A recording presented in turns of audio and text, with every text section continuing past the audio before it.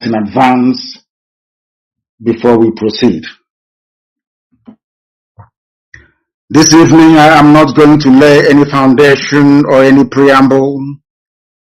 I will delve straight into what is happening in the damnable zoological republic. And I want all of you to pay very close attention to every word I have to utter this evening, because they are very, very important. Before we came on air today, late yesterday, a news broke concerning the abducted students from Kaduna. I'll come to the ones in Abia in a minute. According to the students that were freed from the kidnappers' den, from the Fulani kidnappers' den in Kaduna, these are the 27 kidnapped students of the Federal College of Forestry Mechanization in a place called Afaka in Kaduna State, who were, to the glory of God Almighty in heaven, reunited with their families after 56 days in captivity. 56 days they were held until their parents paid ransom to Fulani terrorists, or should I say Fulani Asorok, before they were released. But there was something they observed which I want us to dwell upon this evening. According to one of them that had the courage to describe the kidnappers, mind you, these are people in Kaduna, so they are acquainted to Fulani, they know Hausa people, they know all the other tribes of the north. According to one of them, he said, some of the bandits we encountered are foreigners. They vowed to make Kaduna unsafe. They are foreigners. Please write it down. That's what I want you to note, because I'm going to touch on this later on. The bandits kidnapping people in Nigeria are foreigners. Some of them are aided and abetted by the ones who are local. And they have said they will make Kaduna unsafe, ostensibly for Christians who are in Kaduna. What I want you to note from what I've just said is that the bandits are, some of them are foreigners. Now we are going to ask questions later.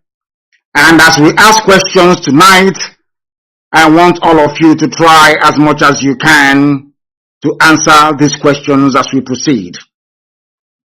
What it means in effect is that if people can come from Niger Republic, come from Mali, come from Cameroon, come from Chad, come from all these weird and wonderful places to come to Kaduna, to come and kidnap Christian students in Kaduna, it means there is something wrong somewhere. But the reason why some of you do not pay any close attention to this very obvious fact is because of the way you reason, the way you digest information, the way you interpret things that are happening around you. Why am I saying this? I'm saying this because it means that a lot of people who are in the so-called National Assembly, it means that people who are running about in the army and in the police shouting and talking about territorial integrity, it means that all the fools, all the sophisticated morons, it means that all the fools championing and campaigning for one indivisible Nigeria, all of them who will come down very mightily and heavily on those who are pursuing their freedom, it means that everybody mouthing their usual rubbish about the territorial integrity of Nigeria do not understand what territorial integrity is all about. Follow this very carefully, what I'm saying. You know, when you listen to the army, sometimes it's about the territorial integrity of Nigeria. Here you have foreign mercenaries, a foreign army in Kaduna kidnapping people. Very shortly, I'm going to ask all of you where you think these kidnappers are coming from and how come they manage to get through the border. These are the questions that you Nigerians never ask yourselves every blessed day. How did they cross the border, come into Kaduna, acquire AK-47, then go to school to select Christians to kidnap? These are the things you need to ask yourself. All these idiots in your National Assembly, with the exception of one or two of them, like Abaribe, and maybe one or two other persons, they don't even understand what territorial integrity is all about. The territorial integrity of Nigeria has been breached not once, not twice, not 3 times, not 4 times, over and over and over and over and over again. They don't know what territorial integrity means. I believe that they understand what territorial integrity is all about, because it is now a land of terrorists. A land of terrorists. The breaching of the territorial integrity of Nigeria, not on one occasion, but on numerous occasions, were carefully executed by the same Fulani people in Asorok, shouting about territorial integrity every blessed day. The same group of people. The same group of people. These Fulani Islamist politicians in Asorok and all over the north, with their quislings in the east and their sophisticated moronic partners in the west, if you add a few pastors in between, you will not be mistaken. These Fulani Islamist politicians and their cohorts right across every shade, every color, every tribe in the zoo have themselves destroyed the territorial integrity of Nigeria by bringing in terrorists into Nigeria from across the Sahel to conquer indigenous populations. Fools like Dave Umahi and, should I say, Mrs. Tambuwal in River State, Mrs. Tambuwal. Fools like Dave Umahi and Mrs. Tambuwal must learn from this, because these people think that they are dealing with normal human beings from the north, from the Fulani Caliphate Sahel, not knowing that every Fulani politician is a hardened terrorist. That is the reason why they went across the Sahel to recruit people and give them cattle to disguise their identity. Or should I say, to validate their murderous mission. Do you know what is shocking about this whole thing? Not that these people are from Mali, from Senegambia, from all these places. These are the people they want us to give our land to do Ruga. Are you following what I'm saying? These are the same people that are telling us they are headsmen, it is their pastoral life and all that rubbish. These are the same people they want us to give our land to. I hope that some of you are following and you are listening, including Mrs. Tambuwal. I hope you are listening. You'll be talking like somebody who has been under the influence of Tombo for nearly 2 weeks. Do you understand it very carefully? Do you follow what I'm saying? The people that did the kidnapping in Kaduna, most of them are foreigners. Foreigners. And you're busy doing BVN registration, name registration. They also have their name registration. But they are not Nigerians. They are not indigenous to Nigeria. These are Fulani hardened criminals and murderers recruited by Fulani politicians from across the Sahel to come and take over Nigeria for them.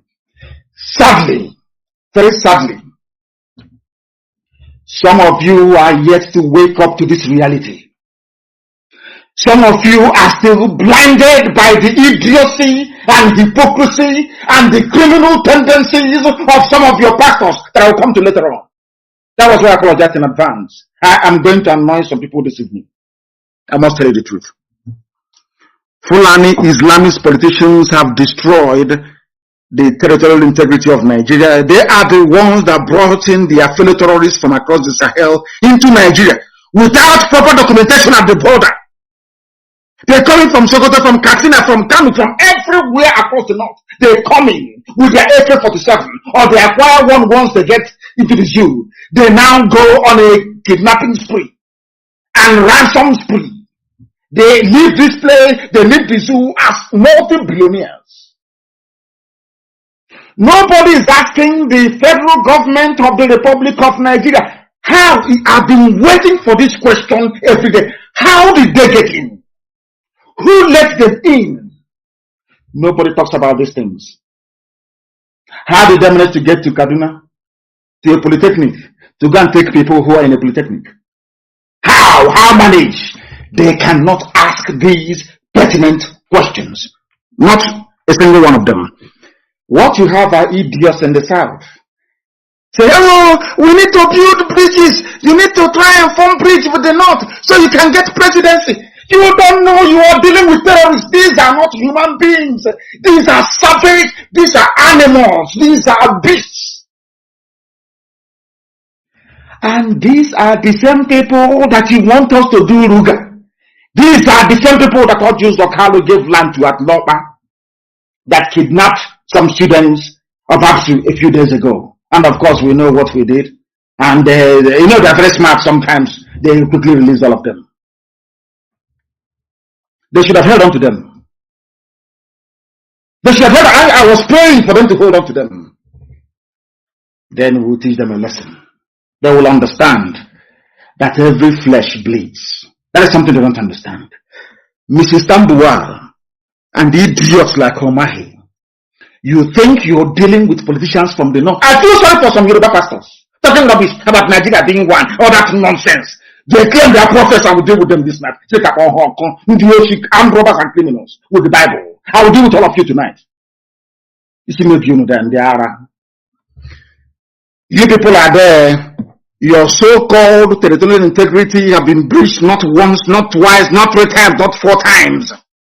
By hardened Fulani terrorists recruited from across the Sahel. All you need to validate the identity is you give them a few cattle, just give them 15 cows, that's all. They become Fulani pastoralists in Nigeria. That's all it takes. The only way they have managed to deceive all of you over the years is to think that anybody carrying Nama along the road is somehow a Fulani Nigerian or a Nigerian Fulani.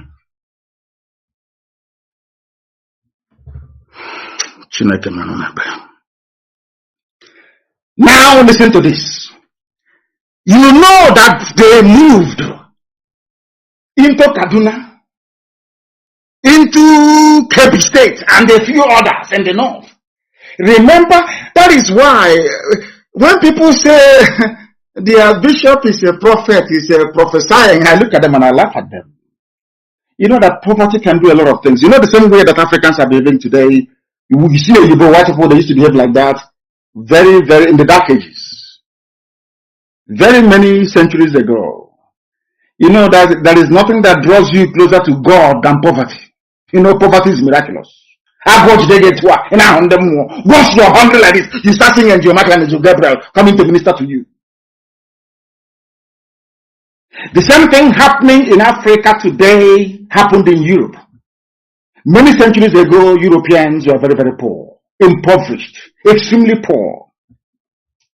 And somebody gave them the Bible.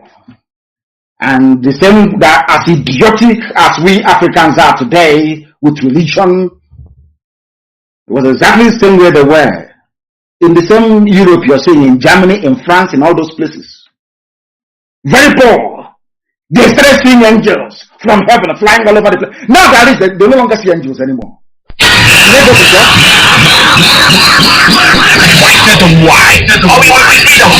Radio station with more. You're listening to the radio station. You're listening to this is Radio Biafra. Radio Biafra. We are not like other people. Because as I once reminded you before we came, there was nobody like us. Now that we are here, they pretend, they copy, they emulate, they fabricate falsehood. but they can never be like us. Long after we are gone, they will wish we lived forever. IPOB is very special. Exceptionally special. The largest mass movement in the whole world, bar none. And we did it because Chukwuemeka is with us. We did it because Chukwuemeka created IPOB himself. And we are here to pilot its affairs. We will not prevaricate. We will not stop. We will not slumber until Biafra is fully restored to its former glory. Anybody in doubt as to our resilience and our determination to restore Biafra is not only mistaken, not only misguided, but needs to see a psychiatrist. Because we are not stopping. I am Nnamdi Kanu and I don't stop until I get what I want.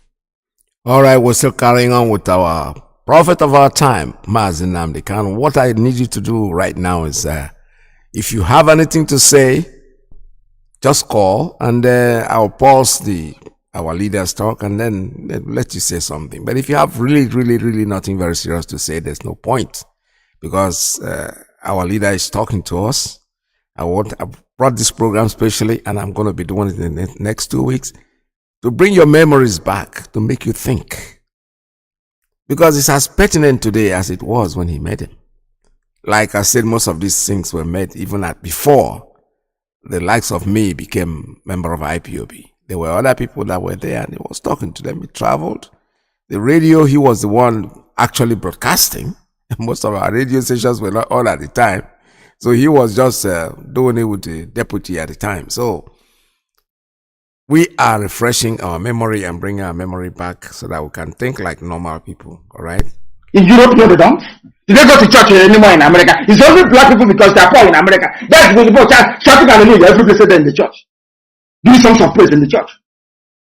The people going to church today are those who are still poor. Because in Europe, anybody living in Europe can testify. Do they go to church anymore in Europe? The answer is no. They no longer go to church in Europe. Am I lying? That is why when you come to Africa, one idiot will tell you he's saying prophecy. He is saying prophecy. He is saying prophecy. Your life will be better. You will get a new job. Whereas where you are being prayed for to get a new job used to be a factory producing shoes before. They closed it down, turn it into a church, praying for you to get a job. Ask the stupid pastor, where will I get this job from? Oh, poverty is the spirit, I'm telling you. Once poverty gets inside you, hey, if they quote Ecclesiastes, you'll be jumping up and down because you're very poor. Because you cannot reason very well. To compare to all those fools that call themselves prophets that cannot prophesy anything. Only a few months ago, I told the whole world live on Radio Biafra that there is a method to our madness. I think those were the exact words I used. There is a method to our madness. And unless you are on the inside, you can never ever understand it. You cannot understand what we are doing. You can never ever understand what we are doing. Because I get messages from heaven direct. You know what Elohim said to me? He said, you must continue what you're doing. You must continue what you're doing. That is something that a slave and baby sabos can never understand. Everybody knows it. Heaven gave me a message. You must continue what you're doing. And I asked why. They said, I want to move their able-bodied men and women to the east. When they come to the east, you are going to kill them in the east. Those of them that can survive or that manage to survive will have nowhere to go back to. So that in years to come, wherever they settle, they will tell their children about you people. I didn't understand what the message meant, and I kept praying. Elohim said, you will bring them down to your land, and the real terrorists that they are grooming will take over their own land from them. I still said, I don't understand. They gave me a message in Igbo language. Now I can't see how that that hand with which they tried to feed poison to others, they will put into their own mouth. It shall kill them. That was what Elohim said to me. Elohim's Rimozi, and I must give it to you tonight. And I kept wondering.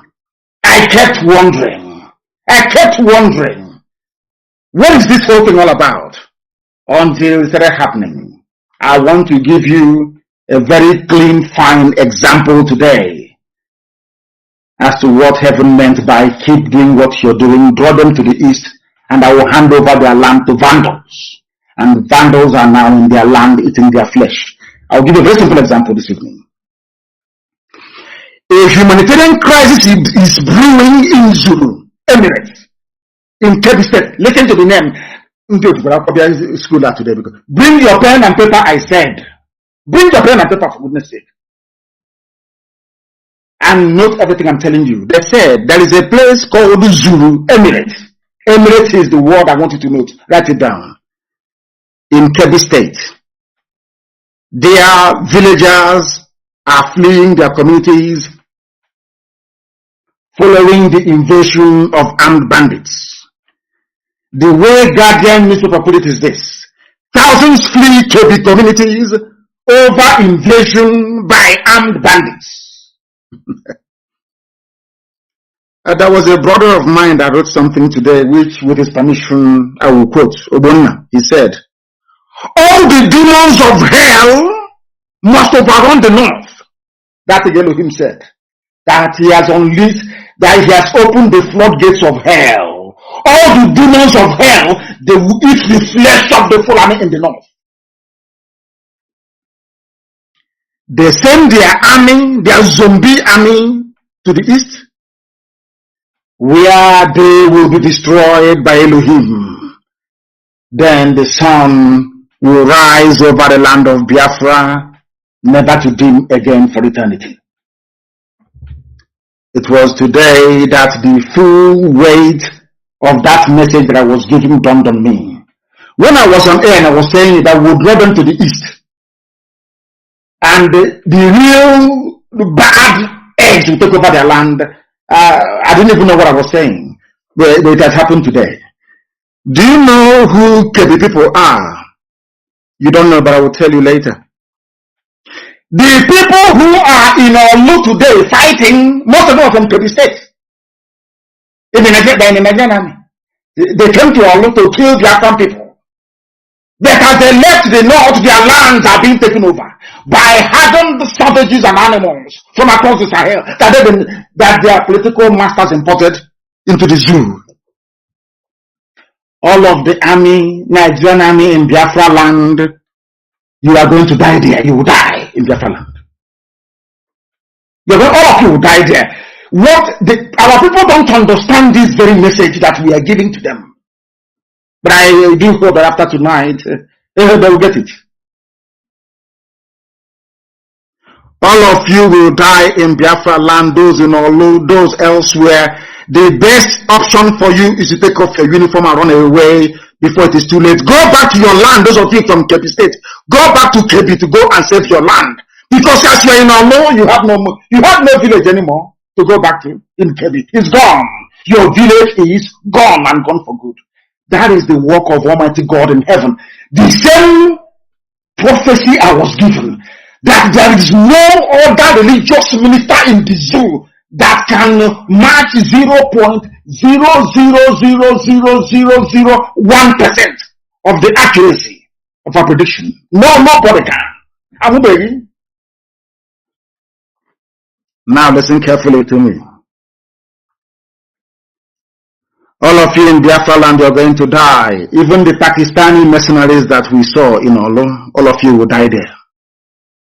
If by any stretch of luck you manage to survive what is coming, because they know now, and I watch it now years ago. If by any stretch of imagination you get out of Olu alive and survive what is coming, then look for where else to go to, because your land has been taken over by terrorists from the Sahel. Those of you from Kebbi State in Imo State listening to my broadcast this evening, you are about to pay the price of stupidity. In your next life, if they mention Biafra, you tell your mother not to give birth to you. All of you, you are finished. You are going to die in the one thing, you are going to die in Biafra land. You will die there to start with. All of you will die there. You will die in Biafra land. You are going to die there. That is certain. And by the time one or two of you may survive, by the time you crawl back to where you come from, let me remind you once what's happening again, where you come from. They say it is a humanitarian crisis. Some of you are in Abuja, some of you are in Lagos writing rubbish every blessed day. Nigeria should be one. We should move forward. We should move forward. You idiots like Obasanjo writing rubbish. But there is a humanitarian crisis. The didn't say it's just banditry. Humanitarian crisis in Kebbi State. Where some of you come from? That claim you are serving in Imo State. I told you, I can't see on. Somebody should translate for them in Hausa language, so they understand what I'm saying. All of you are going to die in Biafra land. By the time one or two survivors crawl back to the north, in fact, you can no longer go back because your land is taken over. It reminded me of what some DSS officers told me in the days I was under their detention in Abuja in the dungeon. One of them confessed to me when he was taking me to court that they are trying to stop. We are trying to stop you because we don't want what is happening in the north to happen in the east. Because even me here, I am from Adamawa. I cannot go to my village anymore. I've been in Abuja with my family ever since. But these idiots are in Abuja trying to sustain one Nigeria. The same one Nigeria that made it impossible for him to go to his village. He is in Abuja trying to sustain it. Things can never be the same again in Nigeria is gone. The zoo called Nigeria is gone. It can never be the same again. There are arms everywhere. Arms everywhere. It can never be the same. The same thing the army has, now the people they have it as well. Is it not AK-47? Ordinary bullet. You have it, and we have it. Let us see who is going to give up. We outnumber you by over 100,000 to 1. Even if we sacrifice 10 lives for one of you, we will kill all of you. That is why I know that Biafra land is a death trap for the zoo. They can never get out of there alive. They will die in that very place. DSS officers cannot go to their villages. Fulani think they are smart, but they are very foolish. I know they have this mentality of the vulture, Udele. You know, Fulani.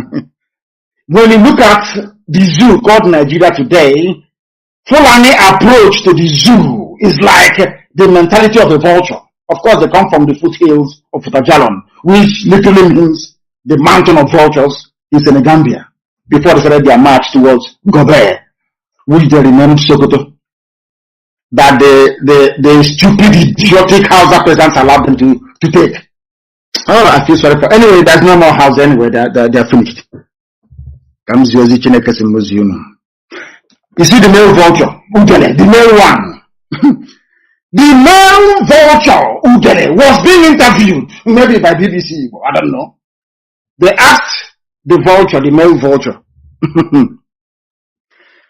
The BBC will ask the male vulture, Udele, now that your wife is pregnant, what do you think the future holds for you? BBC will ask him vulture, Udele. That is, the bird called Udele. Now, vulture, it only eats carcasses. It only eats rotten meat. Dead bodies, that's what it eats. They asked a vulture, what is your take about the impending delivery from your wife? And the vulture, the male vulture calmly replied, that it is God that gives a child. If my wife survives the delivery, we will celebrate. But if she dies in the process of childbirth, then I'll call a feast. Because there'll be food to eat. That is Fulani mentality in the zoo. Now let me tell you something. If you keep quiet, I want to talk to TB, Joshua, all these Yoruba criminal pastors. I want to listen to me very carefully. I want to also minister this evening to Mrs. Tambuwa. I want that fool, Umahi, to listen. X419, Umahi. I want to listen very, very carefully to what I have to say.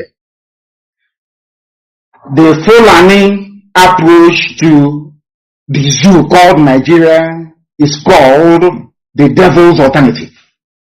I want to repeat very, very carefully, and I want you to understand this evening. It is called the devil's alternative. Fulani, they have this two-pronged approach to the issue of one Nigeria. If they collapse you through banditry, they will overrun you because they believe they have superior weaponry. Right now, and all of them are in this game together. That's number one. If you sue for peace, which idiots like Omahi are doing, if you sue for peace, they will also get what they're looking for because they will plant Ruga in every local government area. The devil's alternative, whichever option you choose, men are going to die. Men will die. It doesn't matter the option you choose. If you wait for them to do things peacefully, which they will never do, they are going to kill you anyway because they'll be Ruga. And you allow them to forcibly take over your land, you are taken over, they will take it by force, and Fulani will plant their people in your local government areas. That in the next 100 years we'll be hearing about Olo Emirates. And then we'll be like Hausa people. Our great grandchildren will now ask their parents, what happened? Oh, there was somebody called Hope Uzodinma. He was playing politics. He loved Nigeria. There was one called Omahi. He loves Fulani. He used to be our mother. But then we are gone. As a race, we are finished. And I said to these fools, I said to Mrs. Tambuwal, and I said to idiots like Omahi, why can't you learn from history? The same thing I said to Yoruba, you have even experienced it yourself. TB Joshua is a Yoruba man. All these idiots that came their pastors talking rubbish, they're all Yoruba. It has happened to them in Ilorin. I can't understand why they cannot see this. I don't understand why they cannot see it. I don't understand the reason why they cannot see it. I don't understand the reason why they cannot see it. I don't understand it. TB Joshua, you're a Yoruba man. Are you telling me that you cannot see what happened to Lauren, how Fulani took it from you? You cannot see it? Mrs. Tambuwa, can you not even see it? Because there is a saying where we come from, can you not see even the oil that is in his water? You don't own any oil well there. They belong to your husband and their people in the north. Can't you even see it? Do you understand what I'm saying now? They get you to hate your own people. That is the classic Fulani movement. They get you to start quarreling amongst yourselves. That is what they specialize in. And as you're quarreling, they are picking you off one after the other. People in Kebbi State, are they not Muslim? Some of them not even Fulani and Hausa and all the rest of them. But the bandits came and they are running away. They are not doing Allahu Akbar. They are running away from their homes and their villages. You people, you don't learn. You know nothing. Now listen. Agames Unezio. Fulani Caliphate is dealing with you people. But you don't know it. They are like the vulture. Nigeria is pregnant. If Nigeria dies during the pregnancy, they benefit. Nigeria gives birth to their Ruga, which they want, a new Nigeria which they want, is also to their benefit. The only people aiding and abetting them are these quislings, the flavors from the east, intellectuals, and sophisticated morons from the west. You want to answer a citizen, you want to be seen as somebody who is detribalized.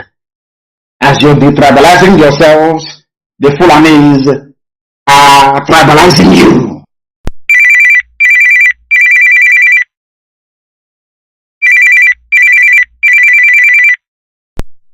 Fulanis are tribalizing you because you don't understand anything. Now, I want to give you people a brief history of Kebbi. You know Kebbi State, Kebbi. Burning Kebbi. You don't know the history. Very, very briefly, I want to give you so that you can situate what I'm saying. You can now better understand what I'm telling you. Now, listen very carefully. Kebbi State that you're looking at, Kebbi, is a traditional Fulani homeland. Those they call the Banza Bapai of Hausa land. Sorry, not Fulani, Hausa land. Traditional Hausa land. It used to be part of the Hausa kingdom. I don't know if Facebook has come again, even on Instagram. Zoo are spending a lot of money to try to curtail us, but they have failed. Kebbi is a traditional Banza Bapai state of the Hausa kingdom. And you may not believe it. Hausa people have been living inside the Kebbi state 600 years before Jesus Christ was born. It was Hausa. They've been living there almost 600 years before Christ was born. As part of the Songhai Empire and all the rest of it. Then in the second half of the 15th century, about 14 something and all the rest of it, the Fulanis came for the first time in Kebbi State. I am telling the soldiers now in Olo from Kebbi, I want to tell you your history because you don't know. Because you're very foolish. The same thing you're doing was exactly what the Fulanis did to your progenitors. And that is why you're a Fulani slave till this evening. We are in Olo doing one Nigeria. One Nigeria for who? One Nigeria for who, I'm asking you. One Nigeria for who? Now listen. The Fulanis first attempted to conquer Kebbi State in late 1400s, many centuries ago. But in the early 19th century, they converted some of you to Islam. That's how they were not traditional Islamists before. The Fulanis came very shortly, telling them about Allah and Muhammad. Took some of them. I told you before, it used to be a Hausa kingdom, but today it is a Fulani emirate, the emirate of Kebbi. Do you understand me now? So if you are in the Nigerian army right now, serving wherever, thinking you are trying to defend Nigeria, your fatherland and all the rest of it, and you are from Kebbi State, I say to you, because your state is gone. It is gone. It is gone. Kebbi State, for those who don't understand what is happening, Kebbi State is populated by Hausa people, not Fulani. Hausa are the owners of Kebbi State. But the Hausa people, they are in Imo State, doing one Nigeria. Nigeria must stand. Our commander-in-chief gave us order. Nigeria is one, unity by force. But his village is gone in Kebbi State. I can't see how I go on. Dear me. In Kebbi State, you have Hausa people that are there. In Kebbi State, you have a sprinkling of Fulani. Now, let me shock all of you.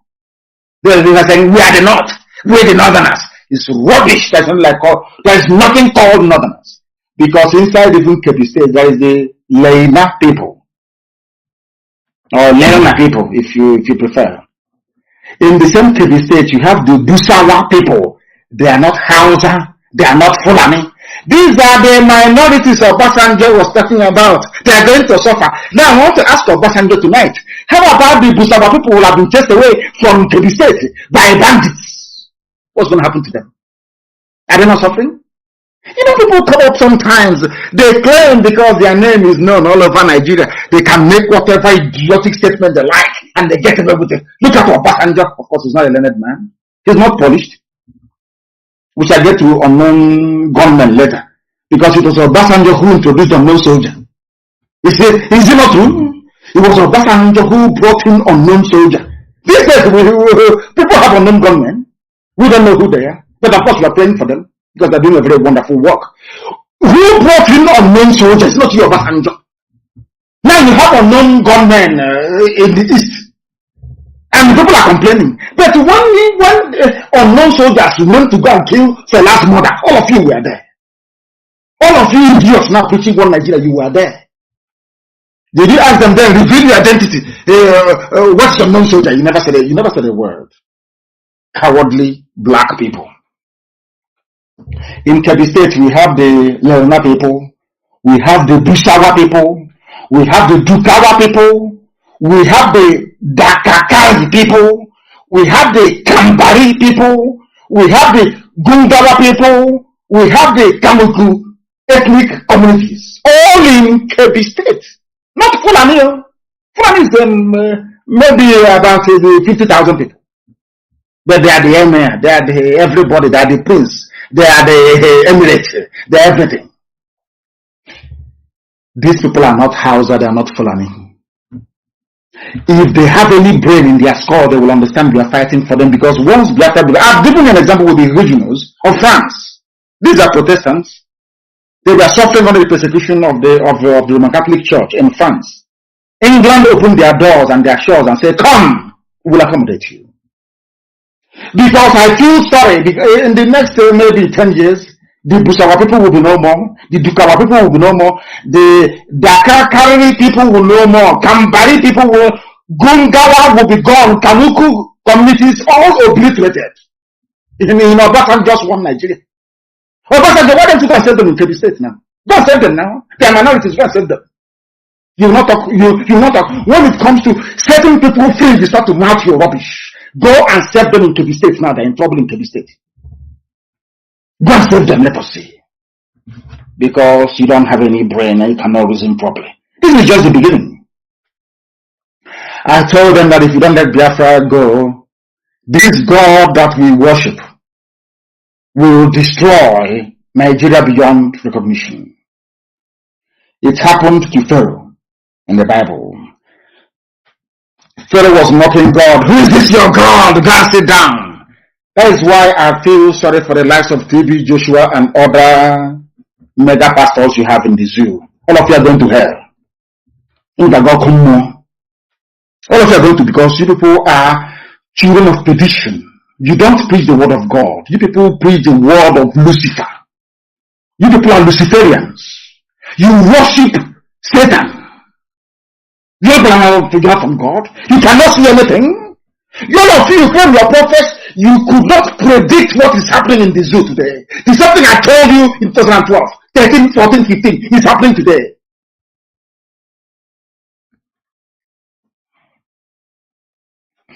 Now listen. When Moses told Pharaoh that Elohim said, let my people go, he refused. He said, it's nonsense. They are talking about this. Are you not here? Are you not our servants here?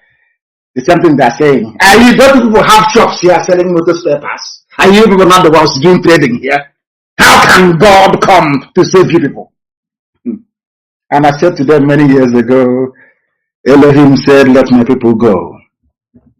And I went on to add, if you do not let us go, Nigeria will be worse than Somalia. I made it very clear. I don't believe in stupid prophetic pronouncement. Very clean and clear. Somalia will be better than the zoo called Nigeria. If you don't let our people, if you don't let the children of God go, God will visit his anger. People don't know, as I told Britain the same thing. Regardless of their first world state, I said to Britain, if you continue to meddle into the affairs of Biafra, God will divide Britain into pieces. Will cut Britain into pieces. But your pride, you will know it is because of Biafra, but your pride will not allow you to come out to say publicly it is because of Biafra. God will destroy Britain. Before all the whole world, you will see it. Now they have realized their mistakes, that they are going back. Little by little, of course. God will destroy Nigeria beyond redemption. Many of you, shouting one Nigeria, you're going to die. Many of you will die. Because of that one Nigeria, you're going to die. Write it down. Don't misquote me. Write it down. I said, all of you championing one Nigeria, prominently, you are all going to die. Not only are you going to die, your race, your lineage, your family will be wiped out from the face of this earth. Your name will be gone. Write it down tonight. Today's date is the 9th day of May 2021. Write it down on a piece of paper. All of you are going to perish. And I am bringing a curse upon every pastor who will ever open his stupid stinking mouth to talk about one Nigeria. Shame shall befall you. If shame doesn't befall you, you will not worship Almighty God in heaven, and Him alone, and no other. You not worship idol. I don't worship idol. You know that very well. Because anybody talking about one Nigeria is a child of Lucifer. If you talk about one Nigeria, you are a child of Lucifer. That means there is no God inside you. If there is God inside you, how can such a thing be happening in Nigeria now? How is that possible? How is that possible? I'm asking you. And you claim you're a child of God, you couldn't say it. Some of them claim we are children of God, we are this, we are that, we are prophets. You could not see, you couldn't have predicted. You are only coming out now to say, oh, don't worry, Nigeria will not break. Nigeria is not going to break. Nnamdi cannot break Nigeria. Someday the whole cannot break Nigeria. Did I tell you I was going to break Nigeria? God will destroy Nigeria because His glory cannot be taken by man. Some of these stupid, idiotic prophets claim they are prophets. They're like Pharaoh. They even worse than Pharaoh. They read Bible. They claim they are Bible scholars. They read the Bible. But they don't understand what the Bible is talking about. Because they worship the God of mammon, the God of money. Tithes and offerings, that's all they're interested in.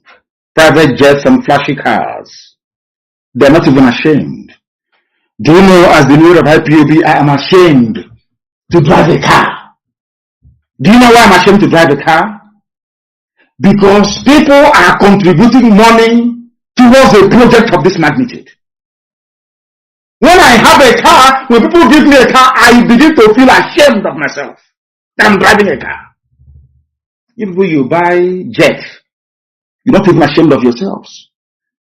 You are not even ashamed that the poor people who are contributing this money, they are contributing it because thinking they will go to heaven. Thinking you pray for them, there will be a miracle. If you people claim there is a miracle, pray for miracle not to happen in Nigeria. You've been praying for many years. The more churches you open, the more mega auditoriums you build, the more Saturday nights you have, the more bandits are taking over your villages. Don't you understand it? Now listen. Pharaoh made the same mistake. And God will use Nigeria and Britain as an example to the whole world that Biafrans are His children. By the time the anger of God is done upon Nigeria, believe you me, oh God, if you see a Biafran, you start running. You are about to see hell in the zoo called Nigeria. Now, the stupidity of Hausa people in Kebbi State, stupidly taken over by Fulani people, the stupidity of the Lelna people, the Busawa people, the Dukawa people, the Kamuko people, the Kambari people, the Gungawa people, the Dakakari people of Kebbi State. Some of them in Nigerian army and in Nigerian police. In the east, looking for who to kill. Whereas their village is gone. Kebbi State is finished, is gone. Their stupidity is only matched by the idiocy of Yoruba media houses, their journalists, and their mega rich pastors. These three groups of people in Yoruba land.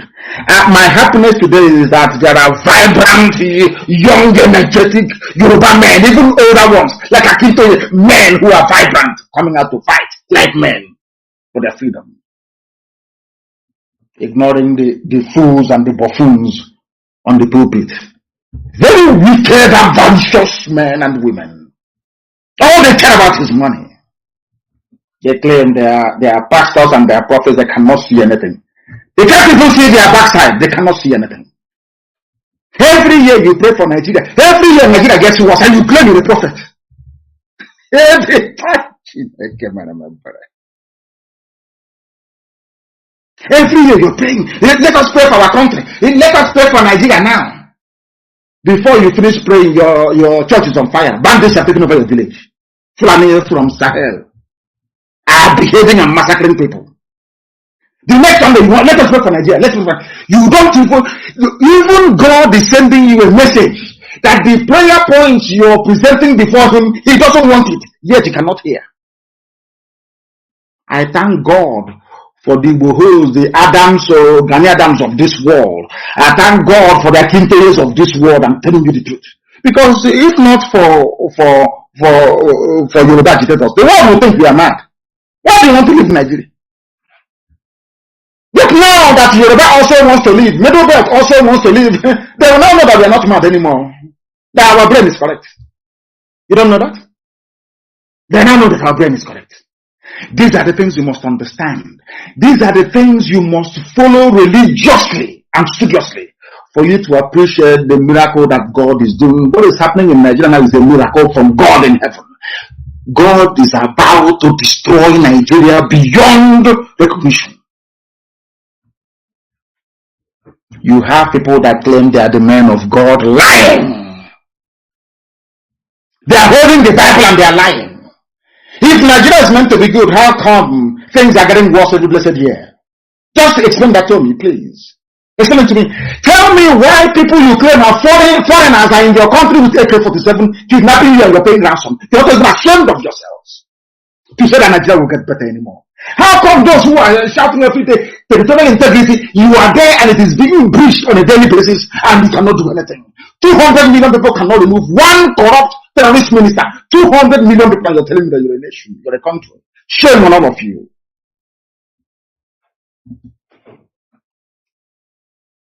I preach the truth, huh? I don't give a damn. TB Joshua has prayed for me before, for your information.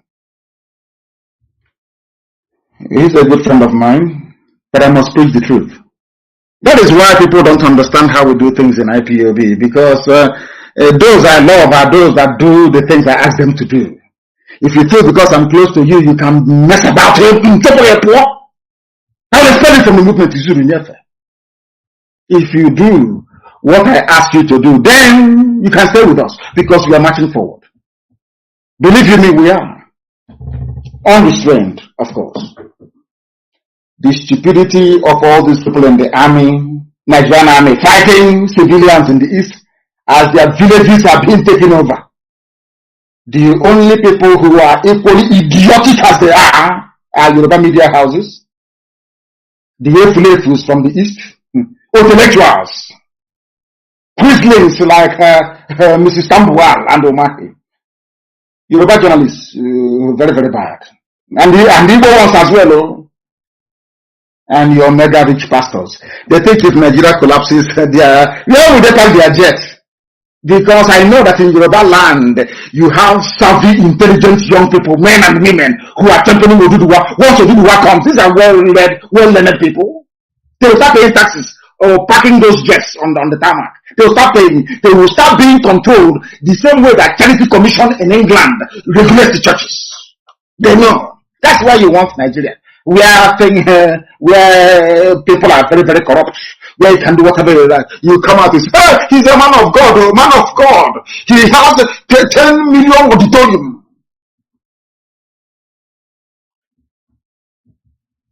You people. Well, I'm not doing anything with friendship. I'm not doing anything with it. If you believe in freedom for the people, you are my friend. Any day you come out and you say that Nigeria should be one, you become my mortal enemy from that very day. Because you are an idiot. You're a fool. These same people in Yoruba land, I must say, championing one Nigeria, writing every blessed day. Among them men is IPOB ESN.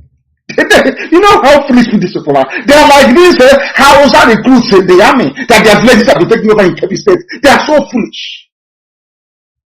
You want to keep Nigeria one so people can go in. You start eating money, yeah? Lord have mercy upon your souls. Your wretched, filthy souls. Your land is being gradually eroded, and you're busy reporting the junk that most of your satanic pastors are predicting about Nigeria being together in the future.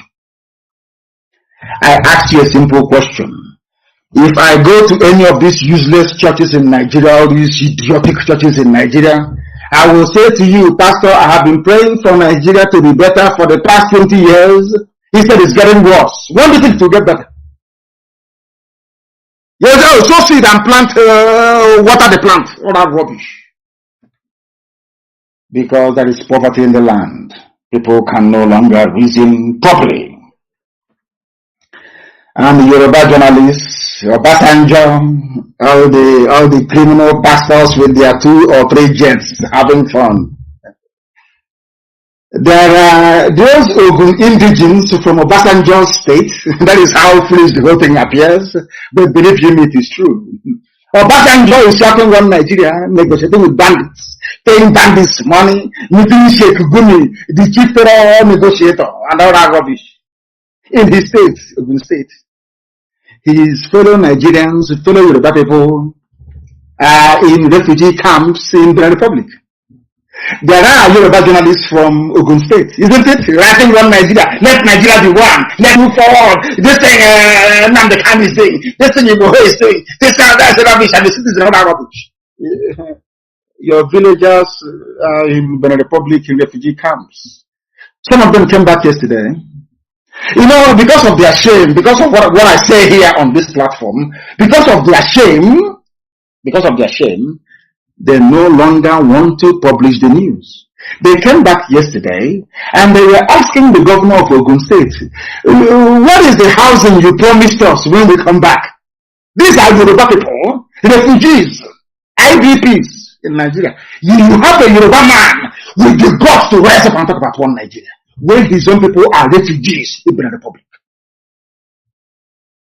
And now you can appreciate what ESN has been doing. Because when you go through the problems of other people, you now begin to appreciate what you have closer to home.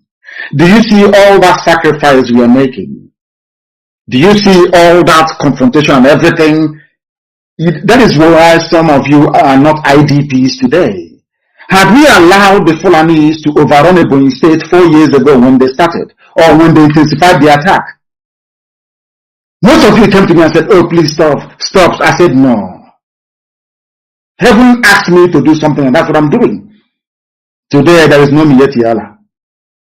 In fact, I believe there is no credible, or should I say, formidable terrorist cell we have in Biafra land. It is the army and the police that are now doing the kidnapping. Fulani army and Fulani police. They take off their uniforms, they turn to kidnappers and armed robbers. They are the ones who are stealing, and we are going to catch one of them one day. And we'll show all of you. Yoruba people are in refugee camps in the Republic. A Yoruba man from the same Ogun State is telling about one Nigeria. Let Nigeria continue. So you prefer your people, okay, when they run away into the Republic of Biafra, you will expand Otatam, or maybe or whatever pastor, or TB Joshua, you acquire land very cheaply in Ogun to build a mega plaza or mega auditorium that will contain 1 million people to giving you tax and offering. Do you understand it? I'm sure you do. Fulani, the same Fulani you want to be in the same country with, they chased you away into the Republic. If not for what Yoruba One Voice is doing, the words, the encouraging words of Ghanaians and the activism of Igboho and of course the White Council of Professor Kinto, do you think that many more will be in exile? Many more Yoruba will be in refugee camps in another country. So then Obasanjo can expand his water farm. Land will be very cheap. They are doing one Nigeria. These are one Nigerians. They are part. Let us move our country forward. Let us move Nigeria forward and forward. As they are moving you into the Republic, into refugee camps. As they are moving forward. That was why we came down very hard on the intellectuals you have in the East. We don't give them any breathing space. They can write all their flowery junk from now till next year. Once you publish it, Biafrans will rubbish it immediately. They will rubbish it there and then. You are nobody, you're writing junk. Look at your Yoruba brethren writing good grammar. Circumstances beyond my control. Of course, now the circumstances have gone beyond their control because they are refugees in the Republic. But they are in negotiation with Nigeria. Makadiga mama, black people. This your G. My good friend TV Joshua reported by another Yoruba junk gutter media why Nigeria will not break up. TV Joshua releases prophecy. You'll be releasing this prophecy every blessed year. The more you release, the more Yoruba people you have in refugee camps in the Republic. The more you release, the more towns are being taken over by Fulani terrorists from the Sahel. You're not even ashamed of your. They behave like harlots, like prostitutes. They have no people. You have no shame. You have these people. How can you claim you're a pastor and you have no single shame? Every year you release prophecy. It never comes to pass. You're still releasing prophecies. Child, have no shame, honestly speaking. Why one so political class, Nigeria will not disintegrate. And then when it does, anybody who goes to TB Joshua Church after the zoo called Nigeria is broken into pieces, then you know you are worse than an animal. You are a fool. God is about to disgrace TB Joshua because the zoo will break. The zoo must fall. It's written in heaven. The what I'm telling you, I've been preaching since the year 2012 that the zoo must fall. And it's collapsing before your eyes that you may see it. Not behind your back, before your eyes. You cage poor people with your perverse doctrine and idiotic, unfulfillable prophecies. Every year prophecy. None of them comes to pass. Not, absolutely none. I told you how many months ago, they will come to the east. Their land will be taken over by criminals. It's not happening. It's not what I'm telling you now. It's in Guardian newspaper. And you're telling me there are no soldiers from Kebbi State in all. Of course there are plenty of them. But their land will have nowhere to go to again. It's over. Nigeria only has 250,000 men under arms. Only 250,000 men under arms. When I went to Omaba in Onitsha, the crowd that came to see me, the young men that came to Omaba in Onitsha outnumber Nigerian army. How can they win? I mean, it's incredible, isn't it? They know that fighting a losing battle you can never win. You can never ever win. Never, ever, ever. Everything from Yoruba is popular. The popular televangelist, everything, if you come from, if you're not Yoruba and Yoruba media is nothing about you, you're not popular. It's only their own that is popular. Others are not popular. Zoo and parochialism. Everybody is about their own tribe. So other pastors are not so popular. It's only your own that is popular. Oh dear me.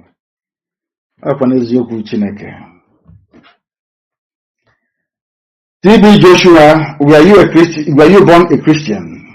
Because fake prophets somebody wrote, are products of a decayed Nigeria. That is why you are stinkingly rich at the expense of your poverty-stricken followers. You have a private jet. Yet people in your congregation, they don't have any.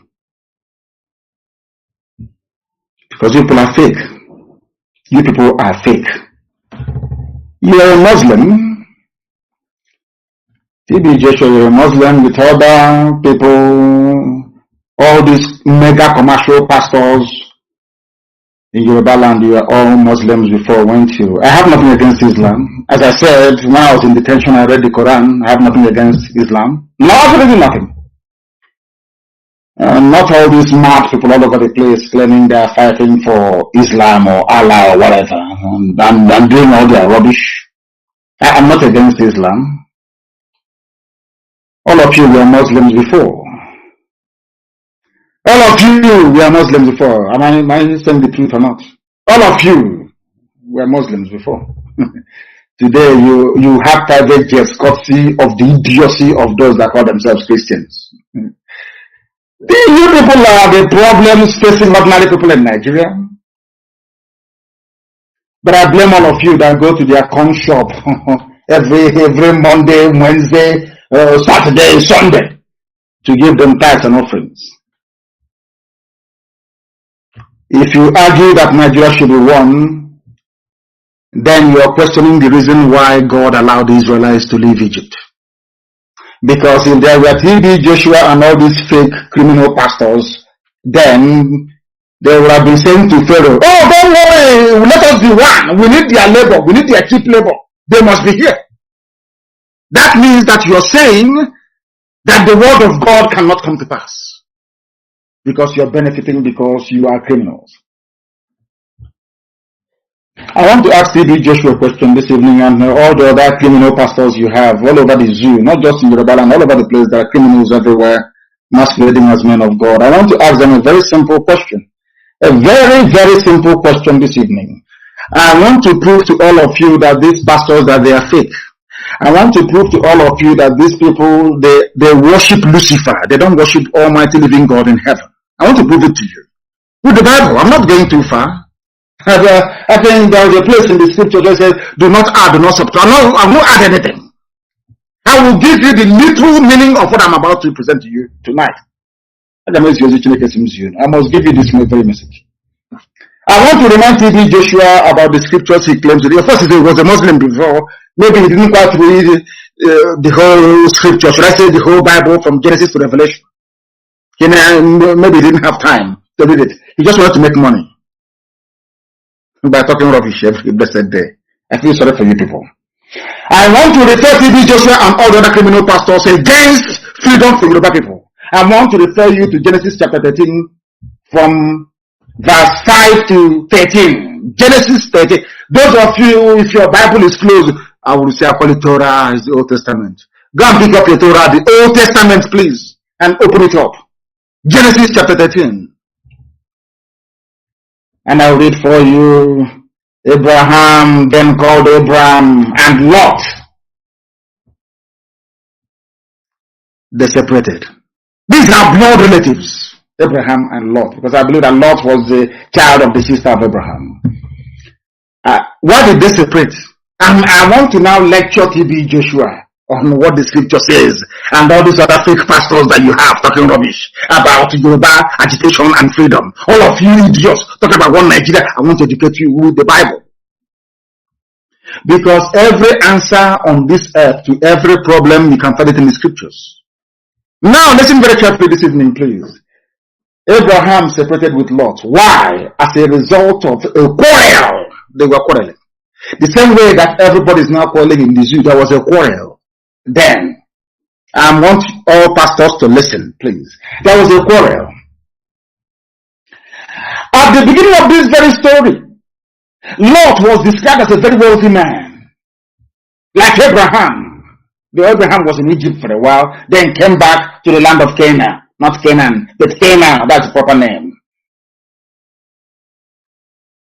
Abraham offered Lot, his relative, instead of us to fight, let us separate. But what is so shocking is the reason why they were fighting in the first place. That is why I said to people that, hey, your pastors don't know what I'm talking about, most times, or most of them. When I tell you the reason why Lot separated from Abraham, you will not believe it. It is happening in Nigeria today. What is that thing? And now read verbatim what the word of God says, the Bible. That should I say the Torah. And Lot also, which went with Abraham, had flocks, and herds, cattle, mama, and ram and cattle. Listen carefully. And tents. Verse 6. And the land was able to bear them, that they might dwell together. For their substance was great, so that they could not dwell together. In the beginning, the land was very fertile, like Nigeria. Before 1960, after 1960, everything was okay. All was feeding land and everything. But in 1967, something happened that caused them not to dwell together anymore. Now, verse 7 of Genesis chapter 13, verse 7. And there was strife between the headsmen. The same headsmen you have today, or headsmen. It's in the Bible, no? What made Abraham to separate from relatives is the same headsmen, the Fulani headsmen in the Bible. TB Joshua, are you listening? And all the other criminal pastors, are you listening? Kamkuzerin, you don't know God. You don't know God.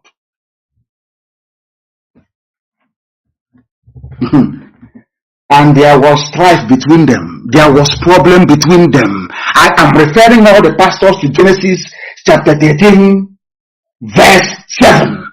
Headsmen. The same headsmen you have today in Nigeria. Headsmen. And when headsmen begin to cause trouble, the only thing to do is to divide. That is what the father of all nations taught us, Abraham. Hey, all glory will go to Elohim in heaven. There was strife between their headsmen. The headsmen of Abraham. Maybe I don't know if they are Fulani or not. I don't know. Maybe Fulani headsmen belonging to Abraham and Fulani headsmen belonging to Lot. Do you know what they said? Or what I say is that even in the Holy Book, cow and headers were also a problem that led to division. Cows and headers. The same thing we have today. What are we suffering from? Cows and headers from Yetiala, terrorist group. Cows and headers. The same thing that caused Abraham to separate from the relative Lot. And the Canaanites and the Perizzites dwelled then in the land. It wasn't the land of Israel then. The Canaanites were there and the Perizzites were there. And Abraham said to Lot, let us not quarrel, please. Let there be no strife between us. I am begging you, between me and between you, between my headsmen and between your headsmen, for we are the same blood, we are the same brethren.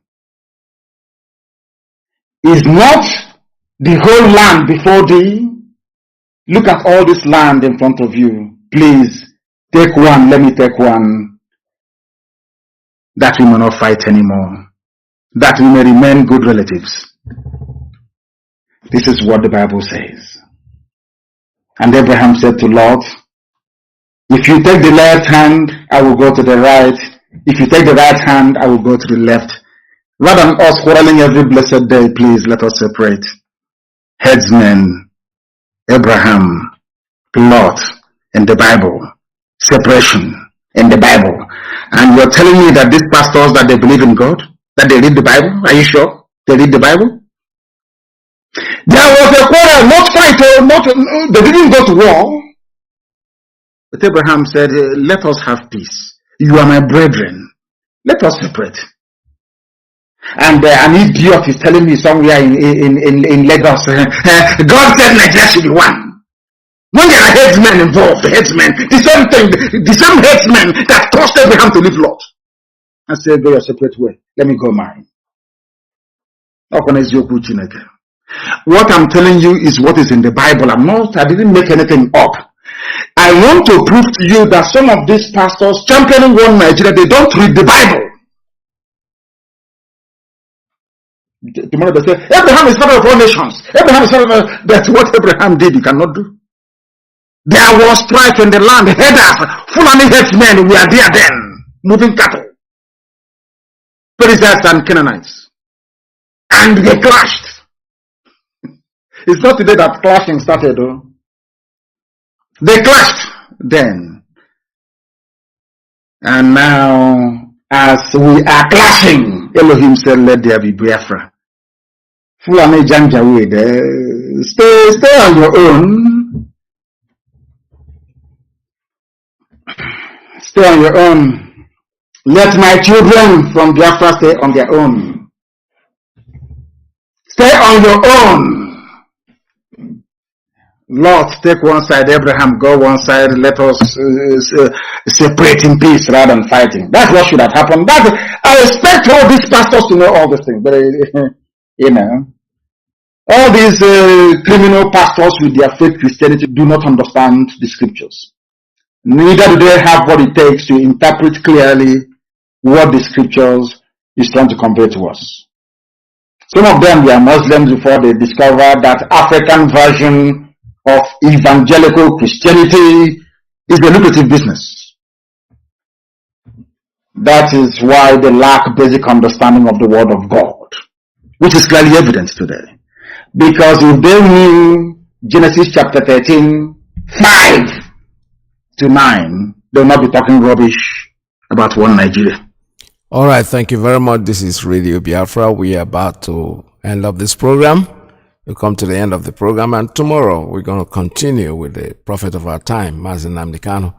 At this juncture, it's time for me to say kudos to everybody, but I want you to remember very, very clearly that Biafra is our religion, and on Radio Biafra here, that's where we worship. That's where we do our thing. So you listen to us. Tomorrow, Mazi, as I go, Mazi Alozie is coming on board. That's USA 1. Stay tuned. Tomorrow I'm going to continue. I told you in the next 2 weeks, we're going to be dealing with the prophet of our time, Mazi Nnamdi, all his predictions and things that he has said in the past, because they are as pertinent today as it was when he said them. From here, I gave you a chance to make your call, at least if you wanted to call, because I told you at the top of the hour that I will not stop the program. I'll keep playing our leaders' broadcast. But if you call me, if you really have something to say, not just calling me to say hello, Nambano, call me and let's talk about the program. I'm going to continue with that tomorrow. I'm not going to give it up till another 2 weeks. And from me, it's goodbye today. But let's not forget that Biafra is our religion. And here on Radio Biafra is where we worship. Stay tuned for Mazi Alozie, who is next. Bye-bye. Oh, this is very great man. In Biafra. He was the father of physics. All right, our leader is still talking. Let me...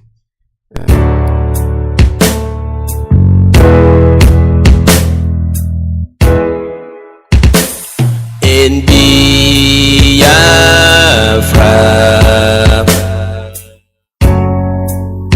lies our religion,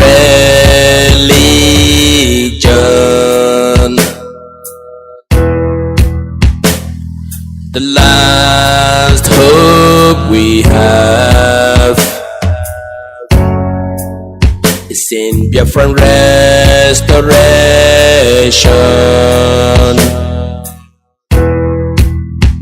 I believe.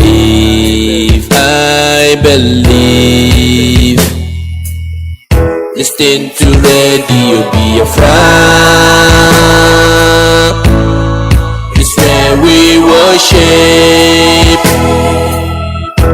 As a Chukwuemeka, Abiyama, let your kingdom come. Listen to Radio Biafra. It's where we worship. As a Chukwuemeka, Abiyama, let your kingdom come.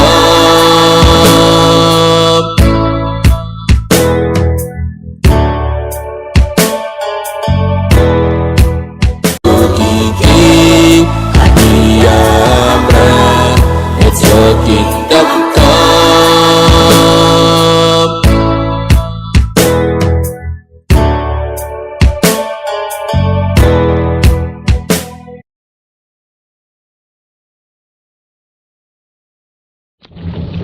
Biko eso Nnamdi Jeffo onye ndu yesterday na DSS. What you say 50? Eso Nnamdi Jeffo onye ndu yesterday 5th of December 2022 na DSS. Afambu Nnamdi Jeffo. abụ m ofu lọya n'ime ndị lawyers na-ekpere ikpe. O nwere ozi ọ sị ka m zie Ịma Powerful ka m zikwuo ndị ọzọ ka unu nwee ike iri broadcast ya. Anya bụ ozi bụ na ya nụrụ na a na-enwe na nwere ndị chọrọ itinye sit at home 5 days sit at home from 9th of December 2022 to 14th December 2022 minus on the 13th of December 2022. O wee sị m ngwa unu na ndị anụmanụ na ya chi itinye that sit at home bụ ndị a chọrọ ka ya pụta from the dungeon ọ nọ. Na ndị a bụ ndị federal government amalami kwụnyere ụgwọ n'aka ha wee tinye ọgba aghara n'ala Igbo wee na-eme sit at home ma nke kwesịrị ime ma nke ekwesịrị ime. Ọ sị a na-edeclare sit at home 5 days n'ala Igbo na Disemba ebe a makwa na Disemba ka ụmụ be anyị ji anatasị ụlọ. O wee na-asị na sit at home of 9th, 10th, 11th, 12th and 14th December na ya kansụl gị ya. Ọ sị m gwa gị Ịma Powerful, m gwa Chinasa Nworu, m gwa Edozie that they should broadcast it and cancel the sit at home declare from wrongful source. The only person on nwere ike declare sit at home bụ the head of Directorate of State DOS Chika Edozie. Any other declaration by any other person from any other quarter is illegal, is unlawful and must be stopped. O wee sị nobody ịbụrụ onye Igbo ị na-support ihe ndị Igbo na-eme, ị na-support freedom a na-achọ, should enforce any sit at home on the 9th, 10th, 11th, 12th and 14th of December 2022. Also ka mme ka unu mata na like the criminality going on in Igbo land. O wee na-asị ka ngwa unu na anybody involved in kidnapping, in killing of ndị Igbo is fighting against the cause of Biafran freedom. Ịma na-egbu ndị chọrọ ịzọ azọ, ịma na-kidnap ndị chọrọ ịzọ azọ, ịma na-ezu property ndị chọrọ ịzọ azọ, ịchọ ka ị na-enweta their support. Also, that is not the spirit under which IPOB is formed, and that is not the spirit of the Igbo man to kidnap his own, or to steal, or rob, or kill his own. Ọdụrụ na ọbara anyị, also ndị na-eme ihe a bụ recruited bandits. Nwere ike na-asụkwa Igbo mana ha abụrụzi ndị Igbo because of omume ha na-eme. So anybody from anywhere, whether in Nigeria or outside Nigeria, a command to kidnap one the mother, especially ndị Igbo anyị, ma si je napụ ha moto ha, ma si je zuo ori, ma si je gbuo ha egbuo, na onye anwa abụrụ onye Igbo, and onye anwa abụrụ onye ya na ndị Igbo kwesịrị inwe mmekọ. That ndị Igbo in all ramification must fight against such people. Biafra or IPOB anaghị egbu ndị nke ha, anaghị egbu ndị Igbo, ha anakwụrụ na-egbu mmadụ, na ihe a na-achọ bụ freedom. So biko, one of the messages ọ sị ka nzie unu dị ihe a. So Ịma Powerful, you can rebroadcast it directly as I have said it, or if there to Charisse were there. But these are the words of Mazi Nnamdi Kanu on the 5th of December 2022 when we visited him in the DSS. Myself, Nnamdi Ejiofor, Ifeanyi Ejiofor, and Chief Mike Ozekome SAN. Thank you very much. Kachukwu Obiama, Ozikwa anyị ncha niile n'aha Jesus Christ onye nwe anyị. Amen. Biko eso m na ndị GFO onye ndu yesterday na DSS. What you say with 50? Eso m na ndị GFO onye ndu yesterday 5th of December 2022 na DSS. Afọ mbụ Nnamdi Ejiofor. Abụ m ofu lawyer n'ime ndị lawyers na-ekpere ikpe. O nwere ozi ọ sị ka nzie ịma powerful ka m zikwuo ndị ọzọ ka unu nwee ike iri broadcast ya. Anya bụ ozi bụ na ya nụrụ na na-enwe na nwere ndị chọrọ itinye sit at home 5 days sit at home from 9th of December 2022 to 14th December 2022 minus on the 13th of December 2022. Ogwesi mungu unu na ndị anụ na ya chi itinye that sit at home bụ ndị achọrọ ka ya pụta from the dungeon honor. Na ndị a bụ ndị federal government amalami kwụnyere ụgwọ n'aka ha wee tinye ọgba aghara n'ala Igbo wee na-eme sit at home ma nke kwesịrị ime ma nke ekwesịrị ime. Ọ sị a na-edeclare sit at home 5 days n'ala Igbo na December ebe a makwa na December ka ụmụ be anyị ji anatasị ụlọ. When I sit at home of 9th, 10th, 11th, 12th, and 14th December, near council gear. Also, Mogwage, a powerful, Mogwa Chinasa, Muru, Mogwa Alozie, that they should broadcast it and cancel the sit at home, they declare from wrongful source. The only person on my Osina Nweki declared sit at home, but the head of Directorate of States, DOS, Chika Alozie. Any other declaration by any other person from any other quarter is illegal. My Osina Nweki declared sit at home, but the head of Directorate of States, DOS, Chika Alozie. Any other declaration by any other person from any other quarter is illegal. Of Directorate of States, DOS, Chika Alozie. Any other declaration by any other person from any other quarter is illegal.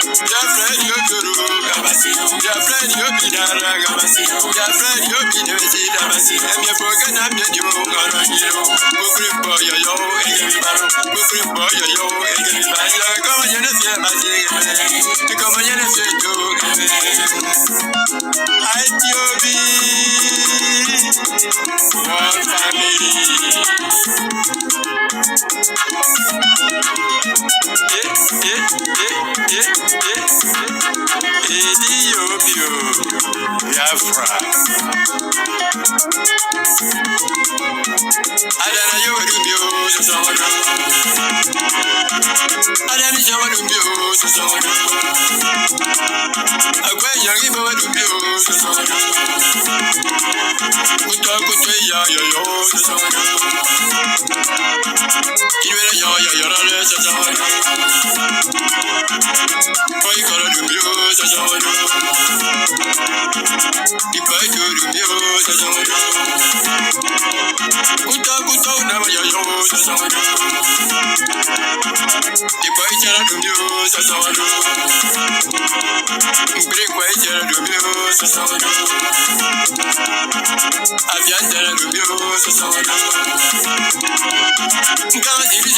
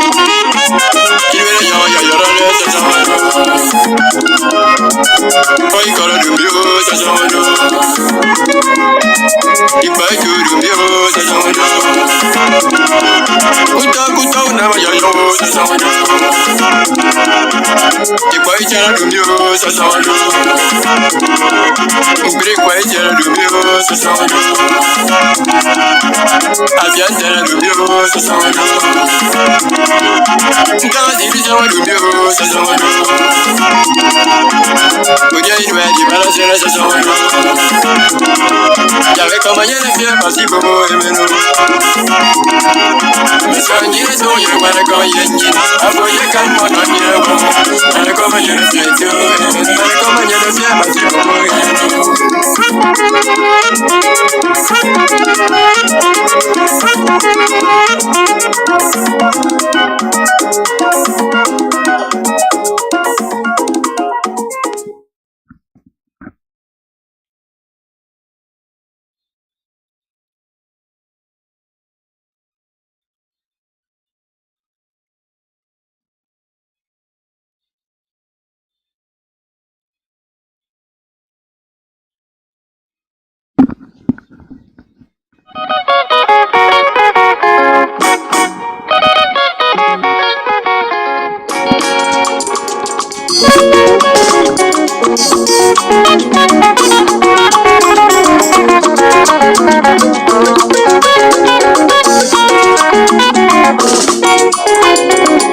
IPOB IPOB, one family. IPOB, one family. Asimu Umu Biafra. IPOB, one family. Uniji Meleze Nama. IPOB, one family. Nnamdi Kanu. Ogaranya Oyendu Ndibo. Ohamadika Nyikwuge Naso. Ohamadika Nyikwuge Naso. Mbakara ya moso yana.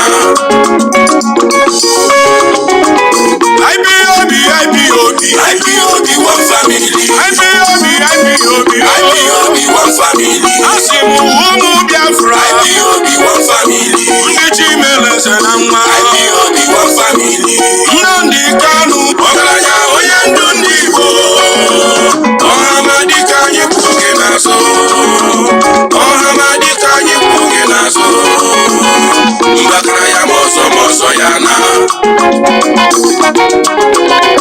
Uche Magic Finger na bia moso. Magic Finger na bia moso. Umu Korokwe na bia moso. Umu Chineke na nugo.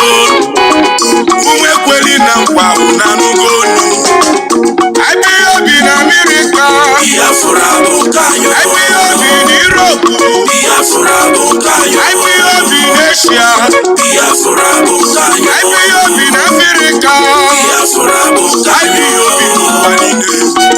Ndị nọ na Igbo, ndị nọ n'obodo anyị, unu abụ na ulekwe ndị ọma.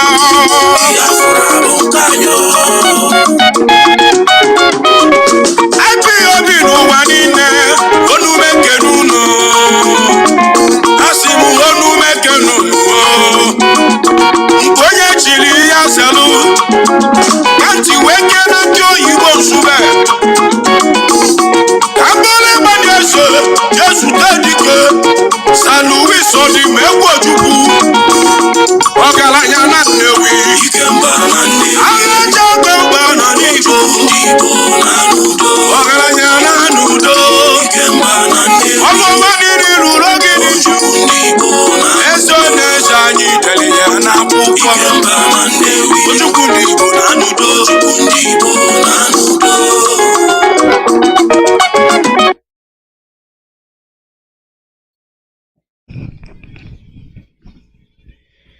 You're listening to live broadcast from Radio Biafra USA. We are coming to you through Radio Biafra London and IPOB Community Radio, directed by our leader, His Excellency Mazi Nnamdi Kanu. My name is Mazi Chukwuemeka Alozie. Today is February 6, 2023. I welcome all our listeners, and it's one of those days again.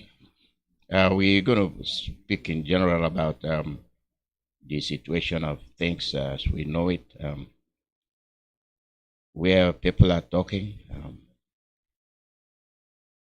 You listen to the broadcast of our leader.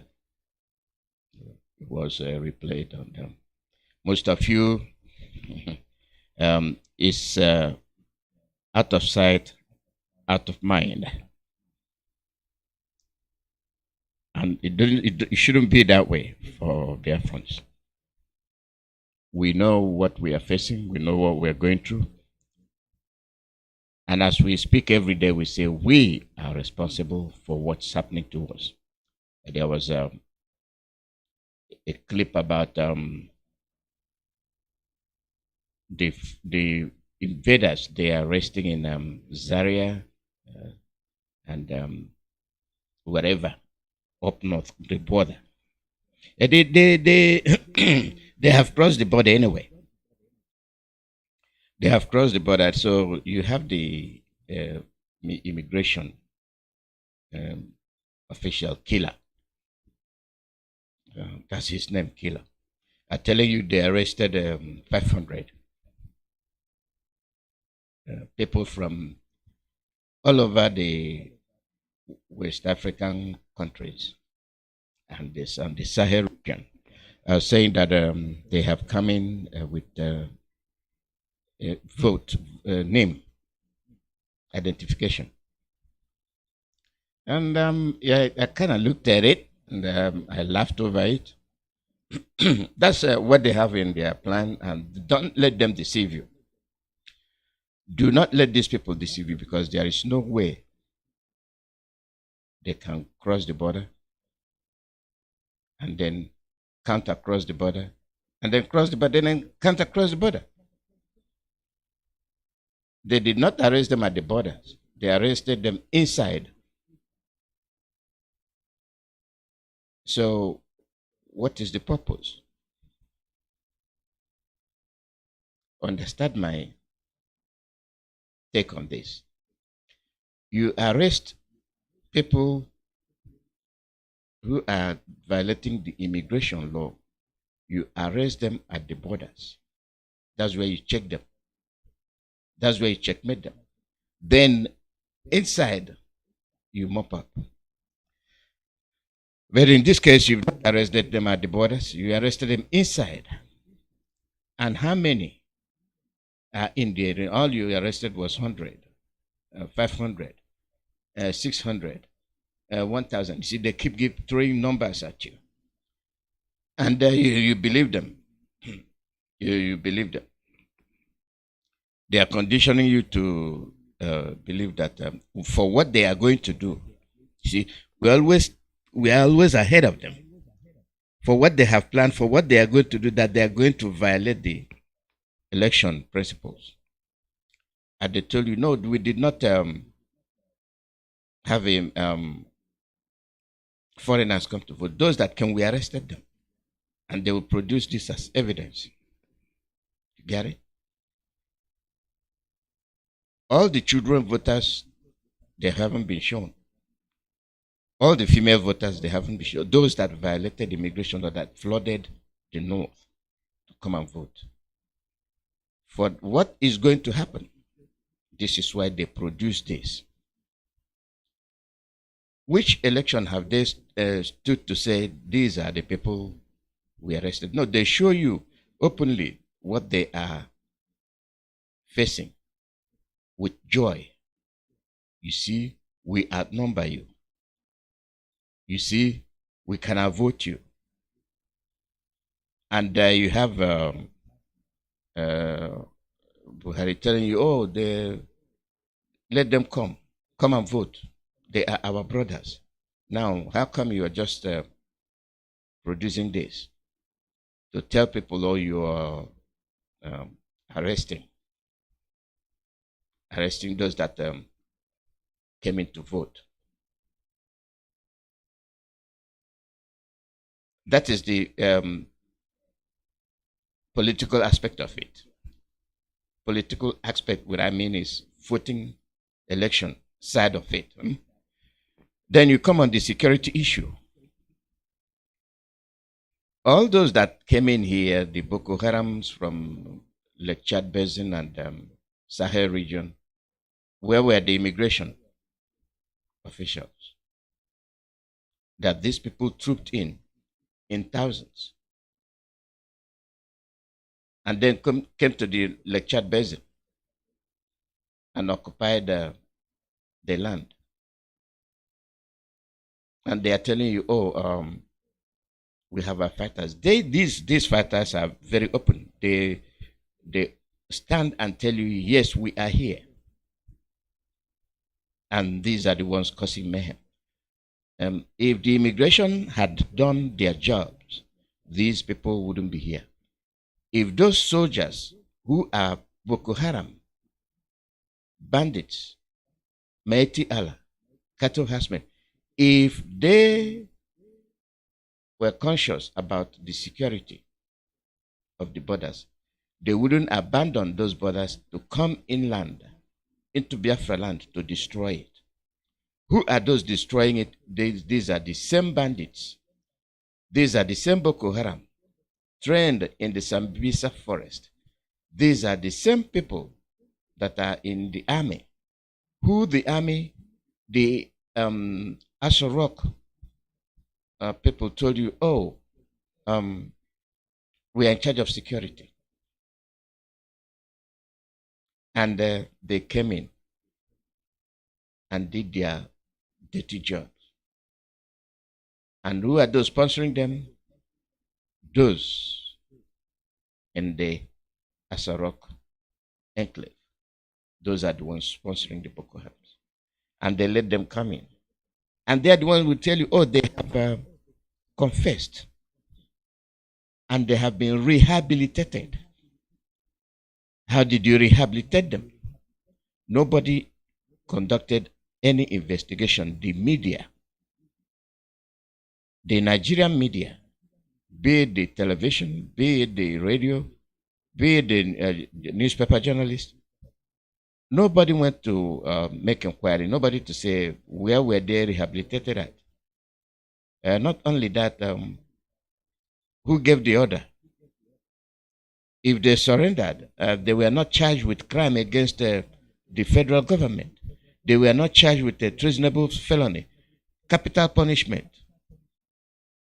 No, they were, rather they pampered them and told you we rehabilitated them. So they were so gracious and you were so merciful that your brothers committed a crime or crimes against the federal government, killing the federal troops, where the heavy crime committed here. They committed such an atrocities against the Nigerian government. You said, oh, you are rehabilitating them. Where? Did you rehabilitate them inside some Bisa forest where you trained them? And who did they communicate with that they are trying to surrender? That they are angels now. Nobody said anything. All they did was they released the figures. And you did not say, go, we will be watching you. No, you said they are trained enough. I mean, what else do you want them to tell you? They are telling you they have been trained enough to be reintegrated into the army. These are people that came out to kill, maim, burn, and destroy. And people are saying one Nigeria. And the same people telling you one Nigeria are the ones that are committing mayhem. In Borno, these are the same people that occupied Borno. In Borno, these are the same people collecting taxes with the government setup. Outside Asorok, but you have the politicians, you have the Senate, you have the House of Rep, you have the judiciary. Nobody is asking questions, nobody is saying anything. And these are the ones they are telling you we have come to rehabilitate them. Now, how does it relate to immigration? It is the immigration that would have said no. They came in illegally. They committed crimes against indigenous people from Oduduwa land, from the Middle Belt, and from the East. No, their offense is not good enough to be charged with treasonable felony. Rather, they were rehabilitated and introduced into the Nigerian Army and Police and Custom and Road Safety and the Air Force. Do you see the game they are playing? And most of you are still saying election one Nigeria. Well, we are not going to stop here. We are not. We want you to see that these people have arrived and they are at your doorsteps. You've been fooled many times. What did they do? They brought your brother into the mix. And then that will bring all of you out, because their game was that if we do this, they will do that. IPOB is going to declare no election. Therefore, we are going to do this and do that. We fooled you. We fooled you. We came and told you, no, we are not going to meddle with the election. We are not going to mess with it. We will not mess with your election. We are not part of it. Do whatever you want to do. At the end of the day, you don't have IPOB to point. When you say, oh, they register, The East did not register, so the North won. Then they will give you scanty figures from the East. In the whole of the East, it's only 3 million that registers, whereas in Kaduna we have 3 million. So that avoids the whole of the East. Boom! I just want to tell you the game they wanted to play. The DOS, HOD, they are ahead of you. They let you do whatever you want to. That's why they said, we are not stopping you. We are not meddling with the election. Lo and behold, they failed. And now they see how it's linked to the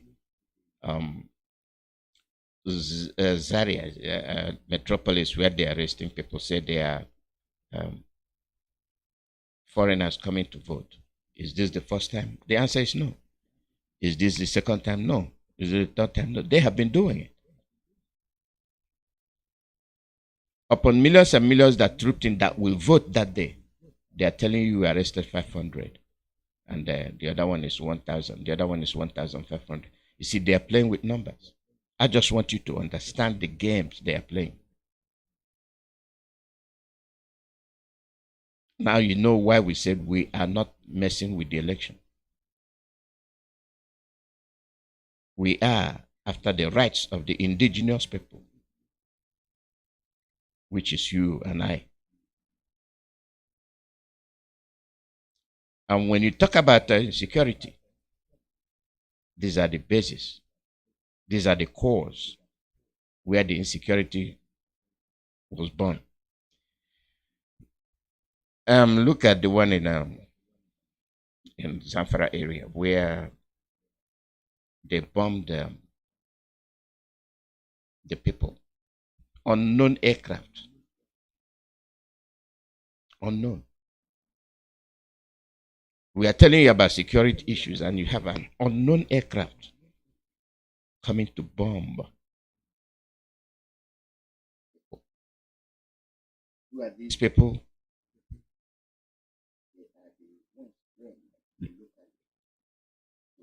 Fulanis from ravaging their community. And then an unknown aircraft out of the blue bombed them, was able to pinpoint the target, was able to get accurate information that these people are the ones that's going to prevent Fulanis from running over their community. So they brought that unknown, unidentified ghost aircraft coming to bomb them. And you don't know what they're doing. These are the things we tell you we have a problem.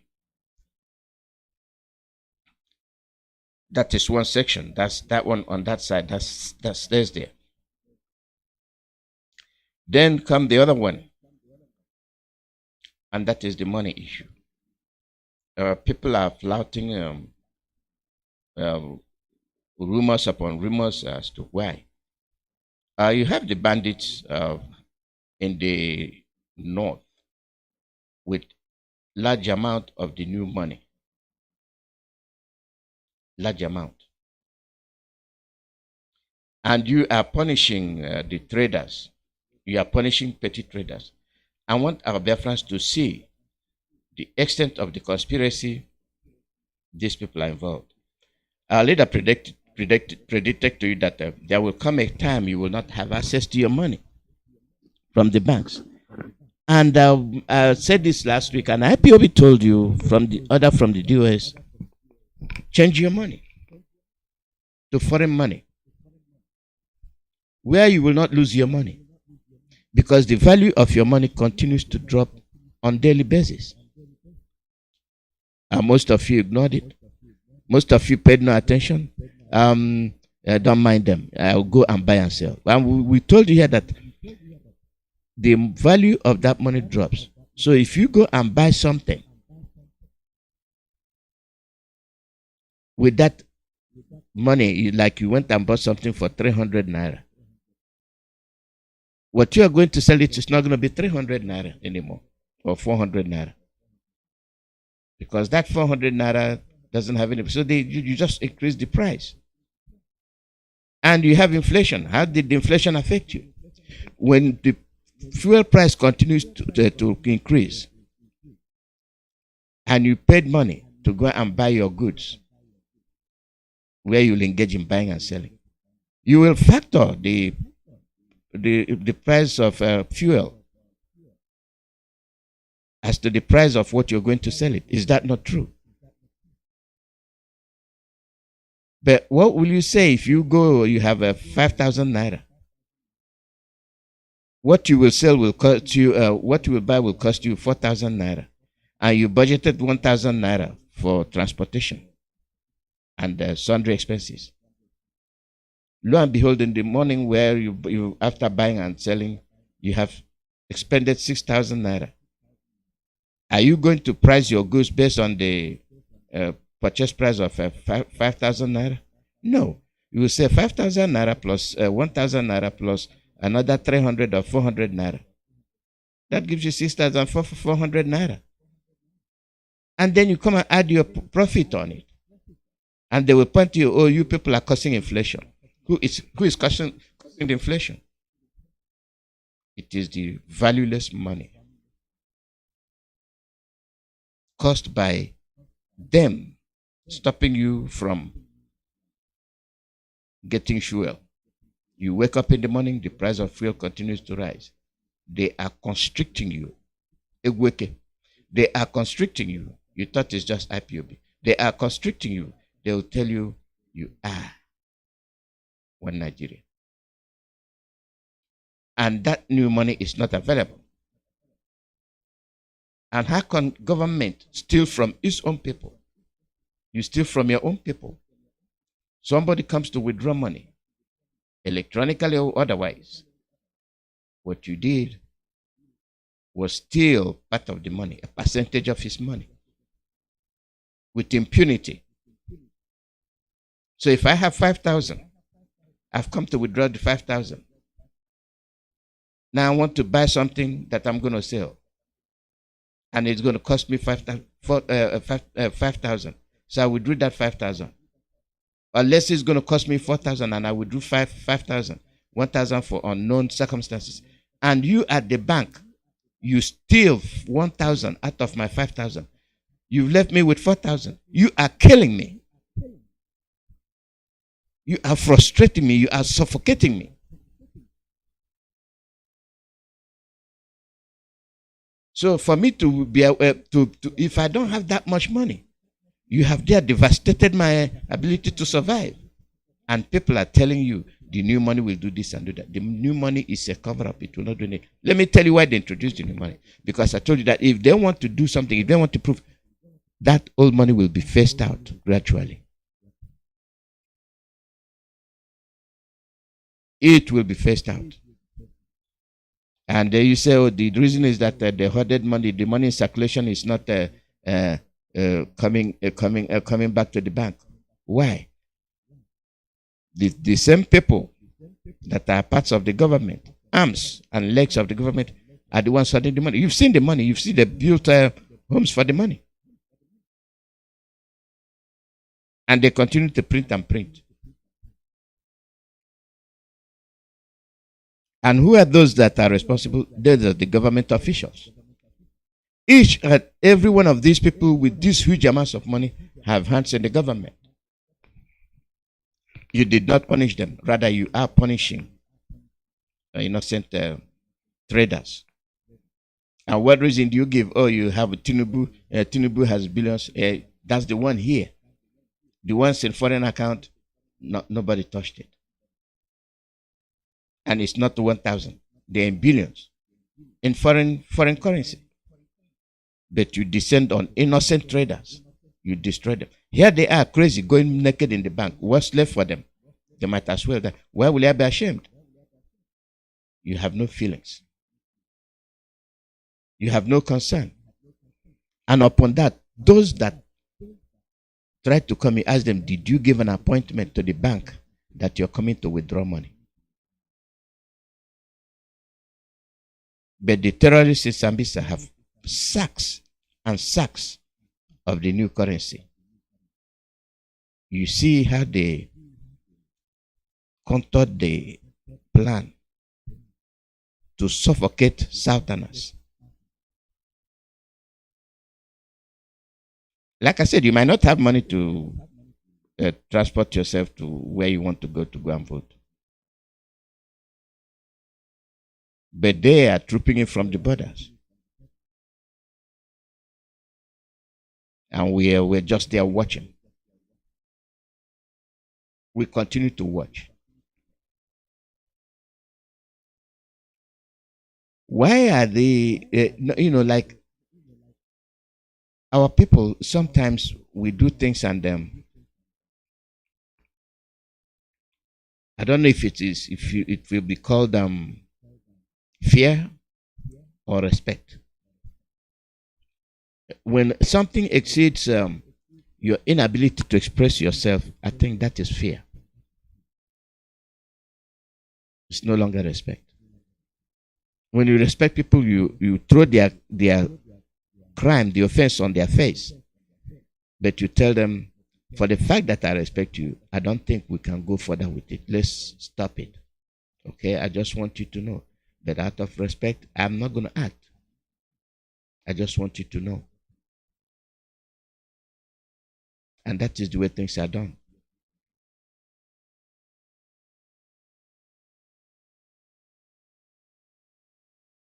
That is the way things are done. If you want to introduce money, you slowly withdraw the ones in circulation. You don't wake up one morning, you say you are going to stop it in 10 days' time. And then when they come to the bank, you cannot give them their money back. Let's prophesy to you. Let's tell you now what is going to happen. They are ready for war. And that war is against the South and the Middle Belt. The war is against the South and the Middle Belt.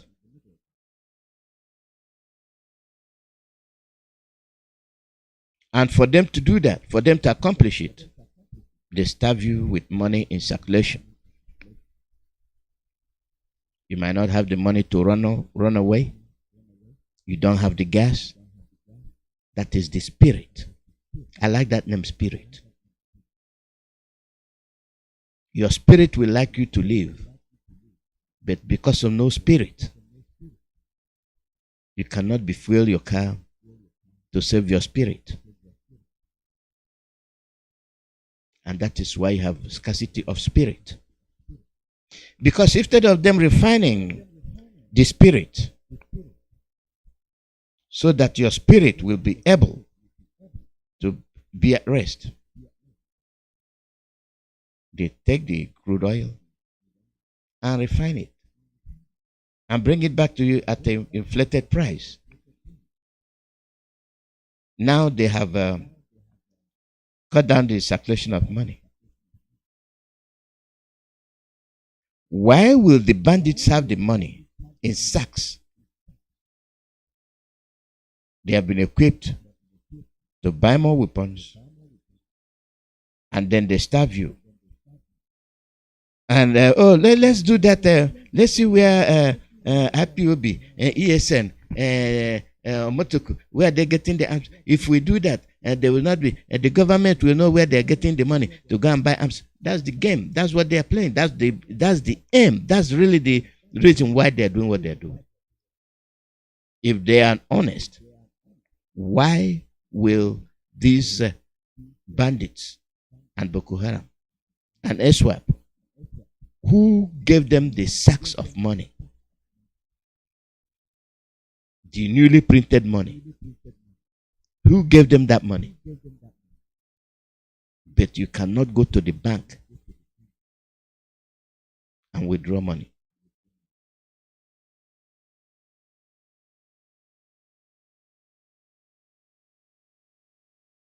It is painful.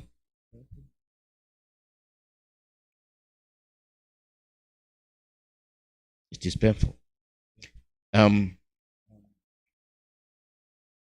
Now, these bandits, they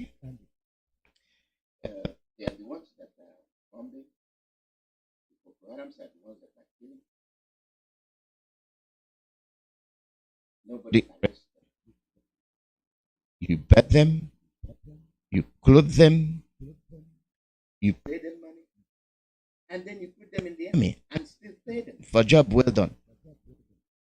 But you held an innocent man, twisted his neck, tried to break his leg, tried to puncture his eardrum, stabbed him, and then tried to poison him by overdosing his medication.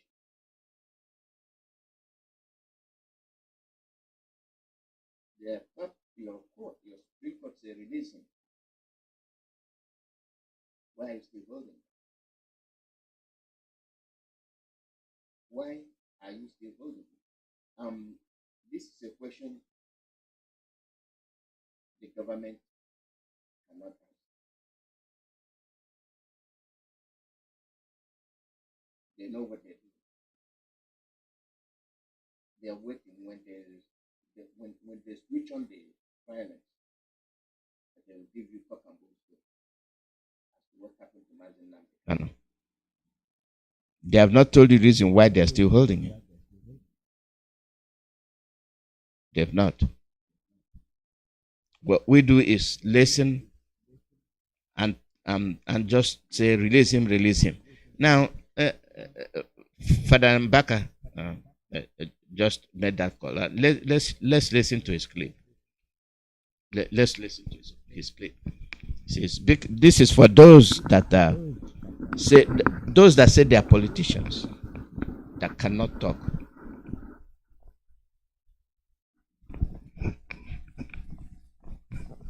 Only in Nigeria that the court can set somebody free and the government will say no, keep the person.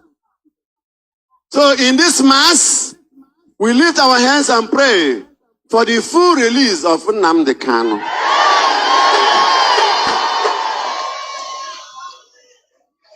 Fewere Chukwuemeka n'isi ya. Oyi bembegharị. Beghere ibe ha bere n'azụ. Igbo Igbo na-ata afọ ihe a na-amarọ isi ya. Ụmụakwụkwọ ama ngazi, ndị ọrụ ama nga, Monde akpọchi ebe niile. Ndị na-acha ya ọ gbasara ha, they don't care. How can you say you don't care? But you are a leader. You must care.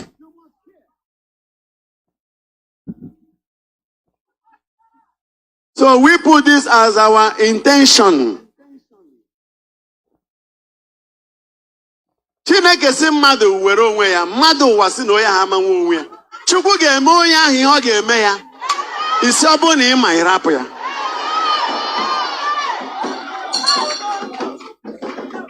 Then why the judiciary? There are three arms of government. The executive, the legislative, and the judiciary.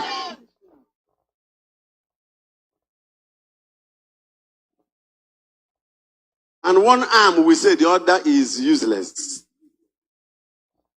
So please, I ask in the name of God, and by the power of God, that our leaders should quickly release Nnamdi Kanu.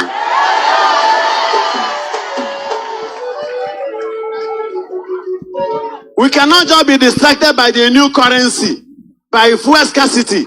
And there is a problem. Judiciary is dying. If the court can acquit somebody and somebody will say no, then the country is gone. It's a coup d'etat against judiciary. And as a man of God, I stand out to say, release him.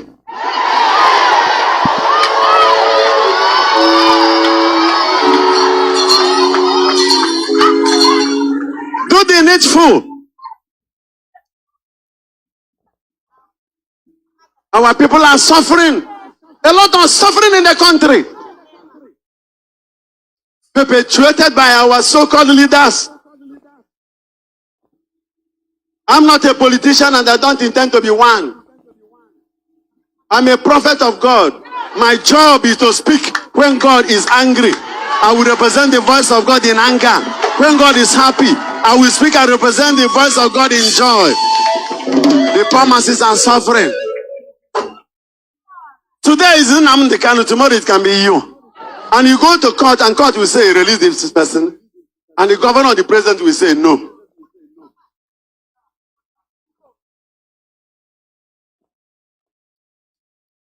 If holding that young man will cripple this country, why not release him?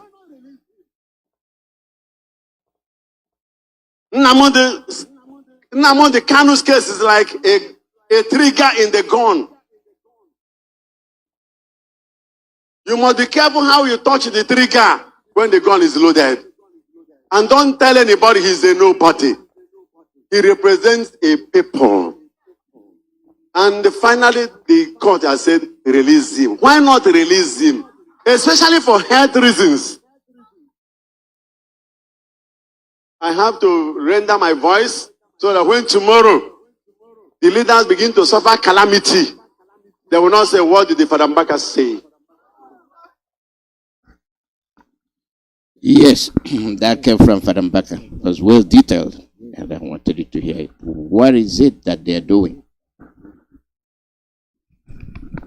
Why are they not talking? Why are they not saying release him? Father Mbaka is saying, why are they still holding him? What was his offense? He committed no offense. If he committed offense, the court would have not ruled in his favor. If people that committed offense were released and introduced into the army and the police, what justice are they carrying out? And the judiciary.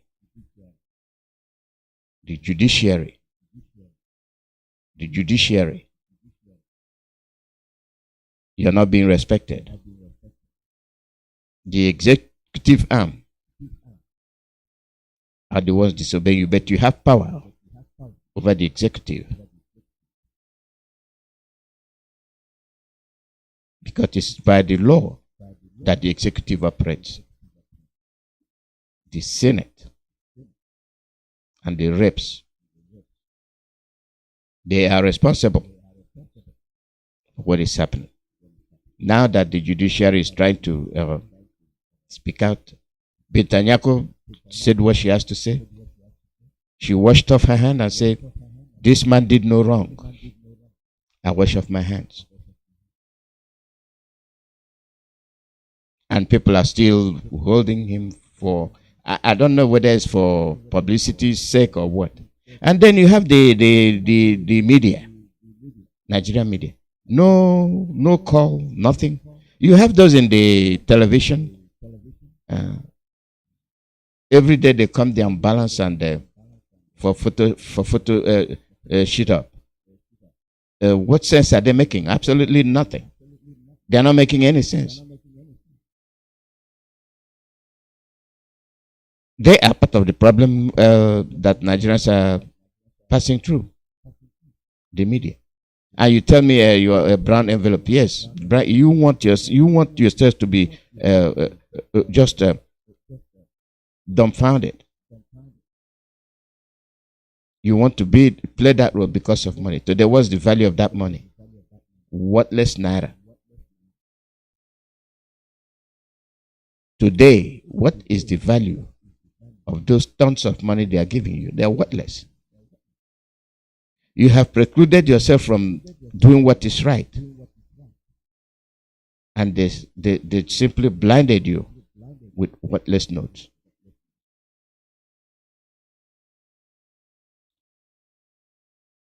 Are these politicians not paid? They are paid. You cannot even touch their salaries direct to the bank. But the poor people, the poor masses are suffering. The greatest chain that's on your legs and your arms are the chains of one night. That mentality that you want to be one. and you know you are lying to yourself. You can never be one. The greatest lie you can lie to yourself is to convince yourself that you are a Nigerian. You're willing, you want to be, but you're not going to be, because every policy they have is against you, and that is why you can never be able to protest, because you are not one. I don't know how else I can put it so that you will understand what I'm saying. You are not one. Okay? For the simple fact that you are not one, there is no way you are going to protest against anybody. Because if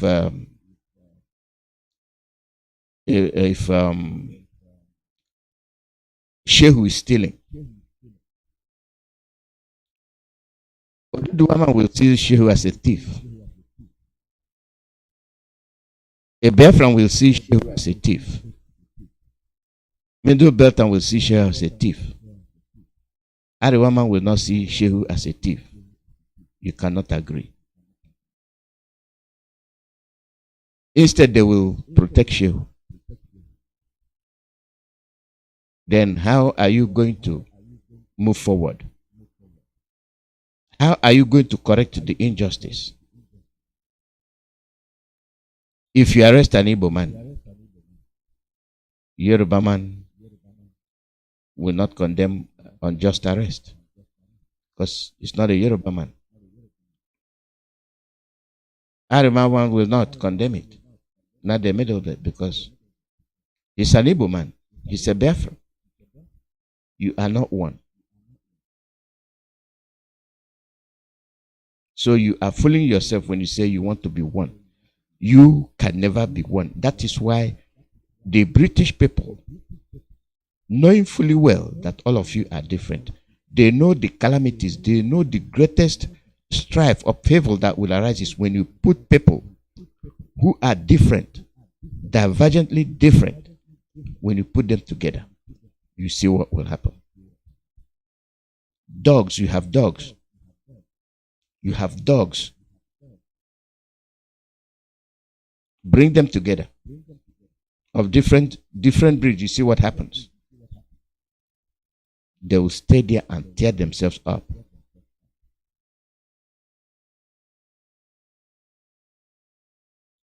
You know that. Human beings are the same way. And that is why you arrested Mazi Iyke, because you know nobody is going to protest against his arrest except his people. And you have the other regions keeping quiet. Even the politicians from his region are not talking. And they are the ones responsible. They are the ones that are extraordinarily rendition him. So when you expect, you think something will fall from the heaven and open your eyes, it will not form. It will not fall.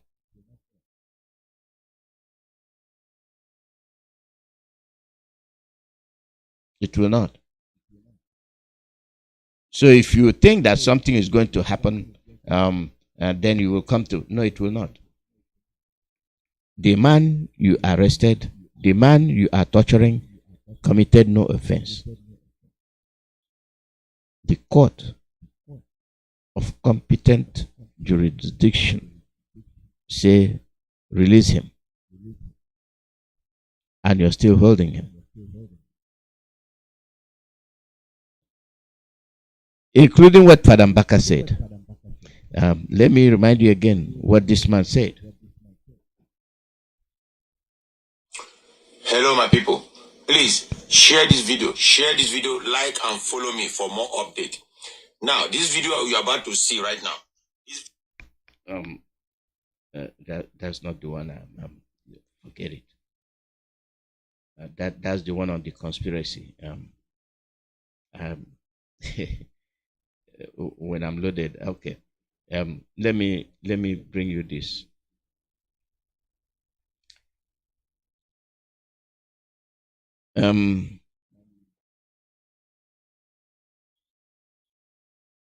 Interpol. And we're talking about money. And then our leader, Mazi Iyke. This is from the Nation Nigeria news. It says from the Interpol. Ask Malami about sale of 48 million barrels of crude oil. Interpol tells House of Representatives. They are not going to ask him.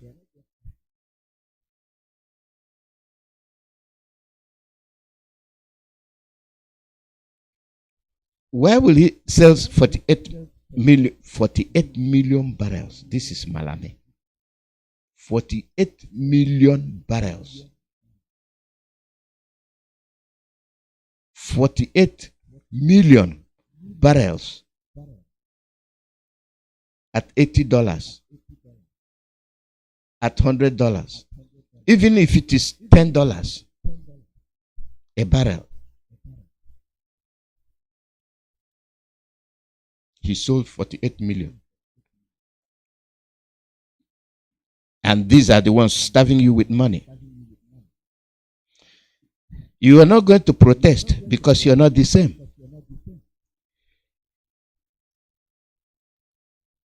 You cannot effect any change until we go our separate ways. If one person can sell 48 million barrels at $1 a barrel, he has 48 million. Just like that.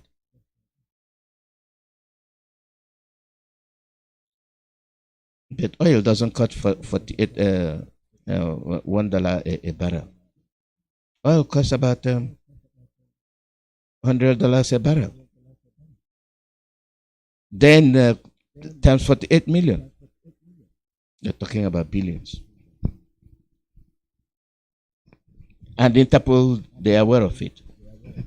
If they are aware of it, they know that mayhem is happening in Nigeria. It is only in Nigeria that you have cabals running the country. You cannot protest because you're not the same.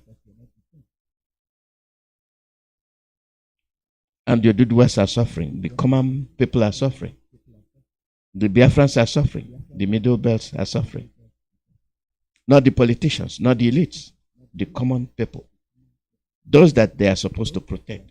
These are the ones that run away, go to diaspora, and en route, they sink and die in the Mediterranean. And our leader, Mazi Iyke, warned you. They warned you. All he said, all of you heard it. You are aware of it.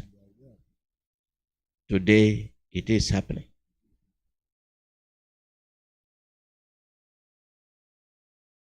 What we do is look. Let the Yoruba man say it. That one no concern me. And them it concern. Fools, it concerns you. Because what they are doing to the Yoruba person is the same thing they are going to do to you. You will be the next victim. You will be the next victim.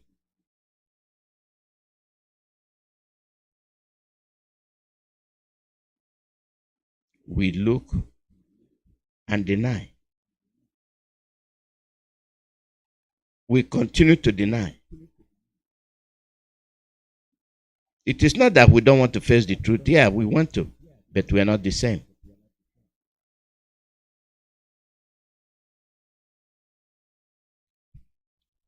You go to Niger, you bomb the inhabitants. A country that has all the military weapons and everything, says a giant. Watch if an unknown plane come to bomb people in Niger, and you don't know the plane.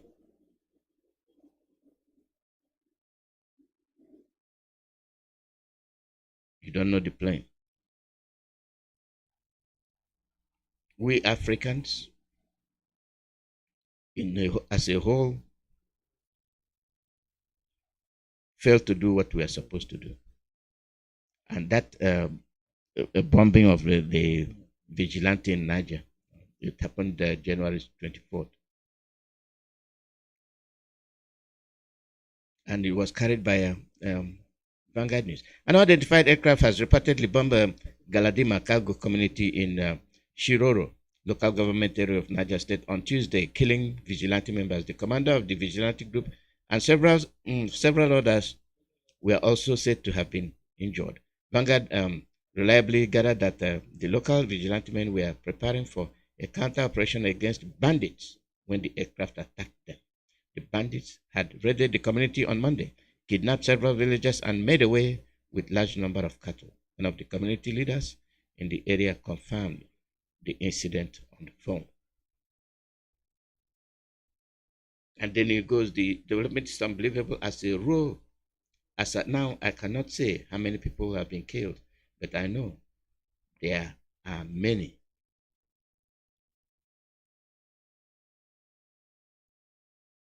You see, insecurity, the holding of our leader Mazi Nnamdi, and inability to confront the government. Who will do it? Who will do it? You cannot do it because we are not the same. We are not united and cannot effect any change. You protect your brothers, but we don't protect ours.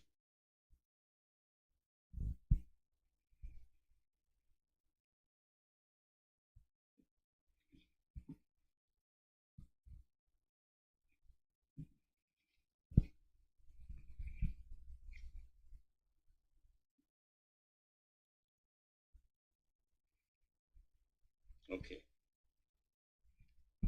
If you are not a Nigerian and you are in possession of permanent voters card, you committed an offense.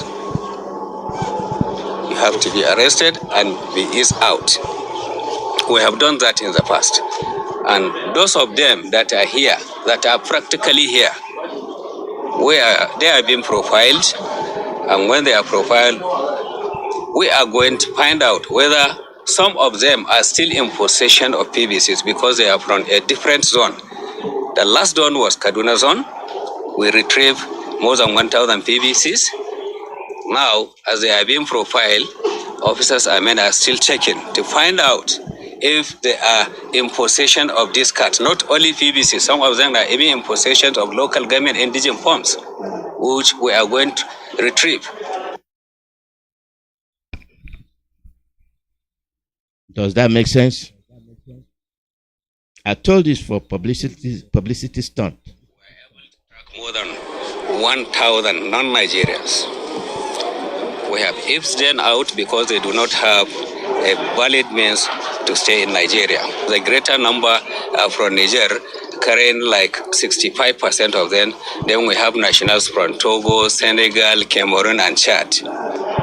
And by His grace, we are moving to the other zone, which is Kapanchan zone, all in an effort to make sure that non-Nigerians did not participate in the electoral process.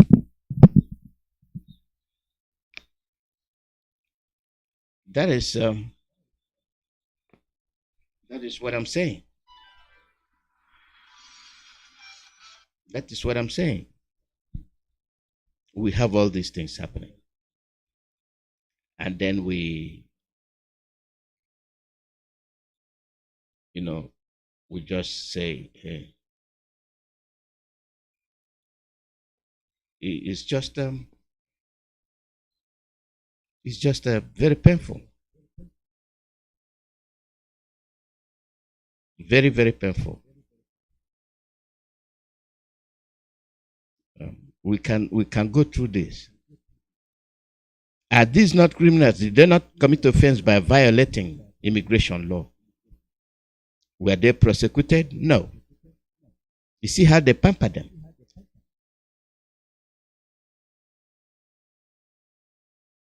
See how they pamper them.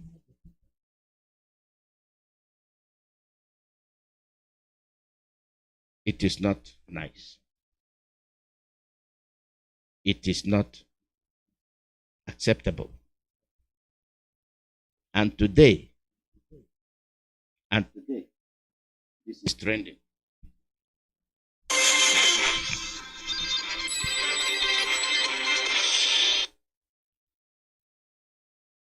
Welcome back to Newsday. Thank you so much for staying with us. Now, men of the Nigerian Immigration Service in Kaduna State have arrested at least 500 illegal immigrants in Zaria local government area of the state. The men of the service have been on what they described as a special operation since the beginning of the year, and the arrest was made after they received actionable intelligence reports. Controller of the service, Liman Killa, who paraded the immigrants on Wednesday, said at least 65% of them are from Niger Republic, Chad, and other neighboring ECOWAS countries. That is to confirm what I said earlier, because just saying it, you will think I made it up. So I wanted for you to see the source from where I got the information. ECOWAS countries. And they are not talking about our leader Mazi Nnamdi. I want all these things. You see, whatever we're saying here zeroes back to our leader Mazi Nnamdi Kanu, where justice has been denied. And they are using election as cover-up. And you have people that are actually invading your communities. These are the ones they are parading. And you know, when they parade these people, it's just a makeup. Making you think that, yes, something is happening. Nothing is happening. They are not. They are not telling us what is going on. And you will only find out during the election.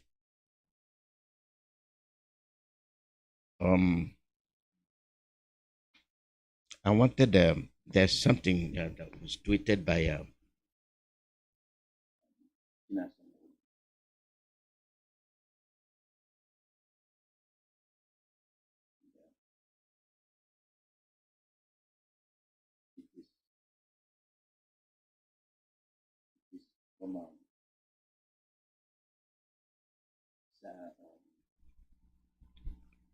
Adebajo. We look at things.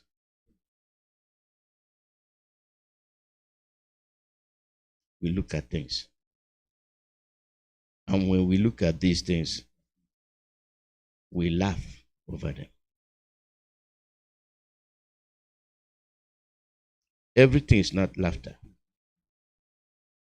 But it is important that we bring them up, discuss them. You see the money issue. You see the money issue, the new currency. When they plan evil, they start arresting, charging. The MFL, you had all the issues that were surrounding that. He's still at the central bank now. See what the charges they brought. 10 charges: money laundering, round tripping, mismanagement of Nigerian social investment program, conferment of financial benefit to self and others, a criminal conspiracy to divert government resources, funding and funding on non-government ESN and IPOB, unwholesome activities through proxies, illegal economic crimes of national security dimension, threat to national security. Is Igbo man? It's a Biafra. That's what you have. And that's what they always do. They charge and charge. They are always charging, taking you to court. but cannot implement any decision reached by the court. Just like they trumped up charges against our leader Mazi Nnamdi. And nothing is being done.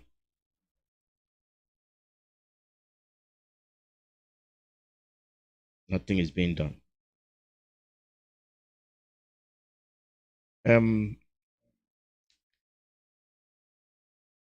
We stay to the state of things. We evaluate things and we look at them.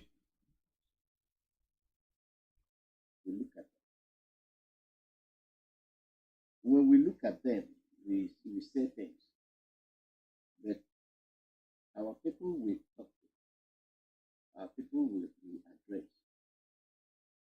If they understand, if they know,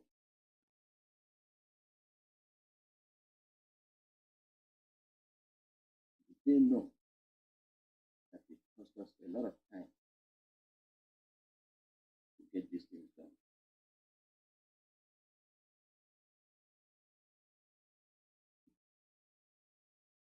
Today, well, let's continue to pray. Let's continue to call people, do what is right. That is, if they want to. And I don't think they're going to do what is right.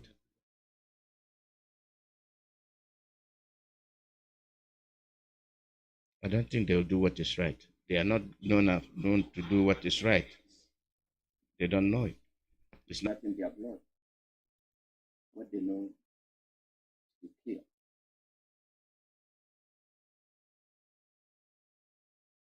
That's all.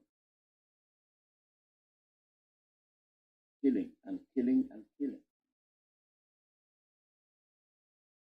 But at the same time, we come to tell you we are one. We want to be one. You want to be one is something. You want to be one is something else.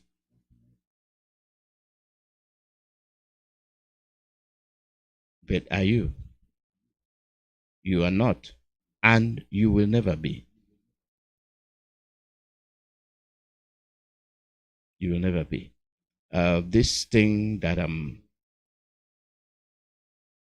getting here, I wanted to discuss it with my friend today, but I can't seem to find it where I put it.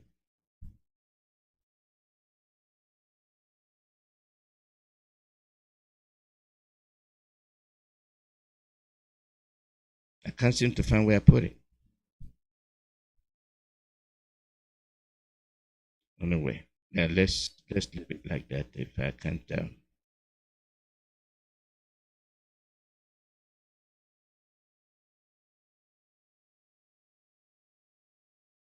Okay, there you go. Now I put it somewhere.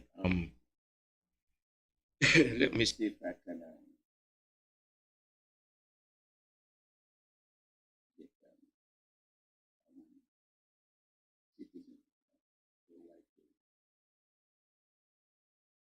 Coming on this and let's just wave it through. It's for 30 minutes. So that's what it is. But nevertheless, I will play the. I will play it.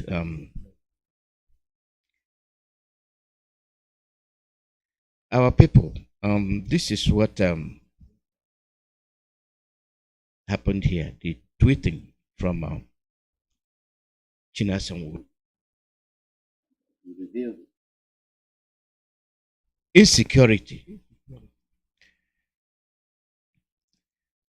We must all prepare for war because cabals want another northerner to succeed Buhari. Pa Adebanjo tells Southern Middle Belt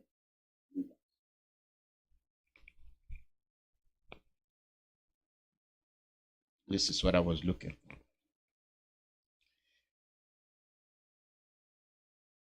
China someone twisted this and it should be retweeted.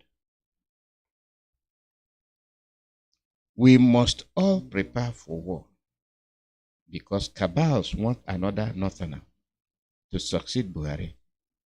Pa Adebanjo tells Southern Middle Belt leaders.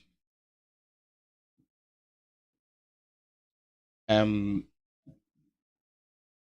put it together this way because I wanted this to be the base as to my broadcast that reflects to the continuous detention of Mazi Nnamdi Kanu, the money, new naira rubbish, and the invasion of the north by Chadians and Nigerians, Cameroonians, and other countries from the ECO. The money has been programmed in such a way that we cannot be able to purchase anything to defend ourselves. And that was why I asked you the question. If bandits can have the money in sacks, heaps of it, where they lie on it, why is it that you cannot get 1,000 from your bank? And now they are bringing in MPL in the mix. And he's telling you, be prepared for war. Adebanjo is telling you. They see the problem. That our own people are not seeing it. Our own people are not preparing. Now you see the tie. Is that a coincidence? If they are not preparing for war, why will the bandits, the Boko Haram, have the new money and individuals,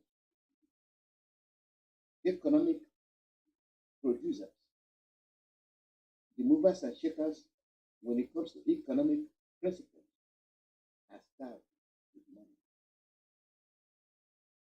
It is equivalent to the 20 pounds they give to Biafrans after the Civil War. You got it. You cannot be able to buy food. Hunger is killing our people. How can you fight? Inflation gone out of the roof, gone through the sky. You cannot ever feed yourself and your children.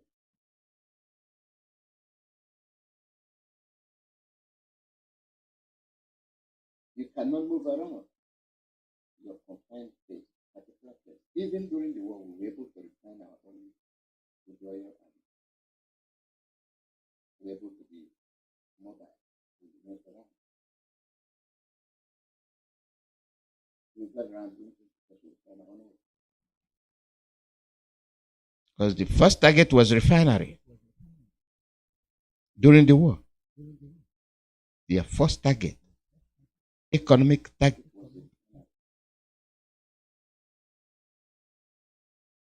And they have bombed the Eleme refinery. And you could see the smoke rise. And then they started picking one after the other.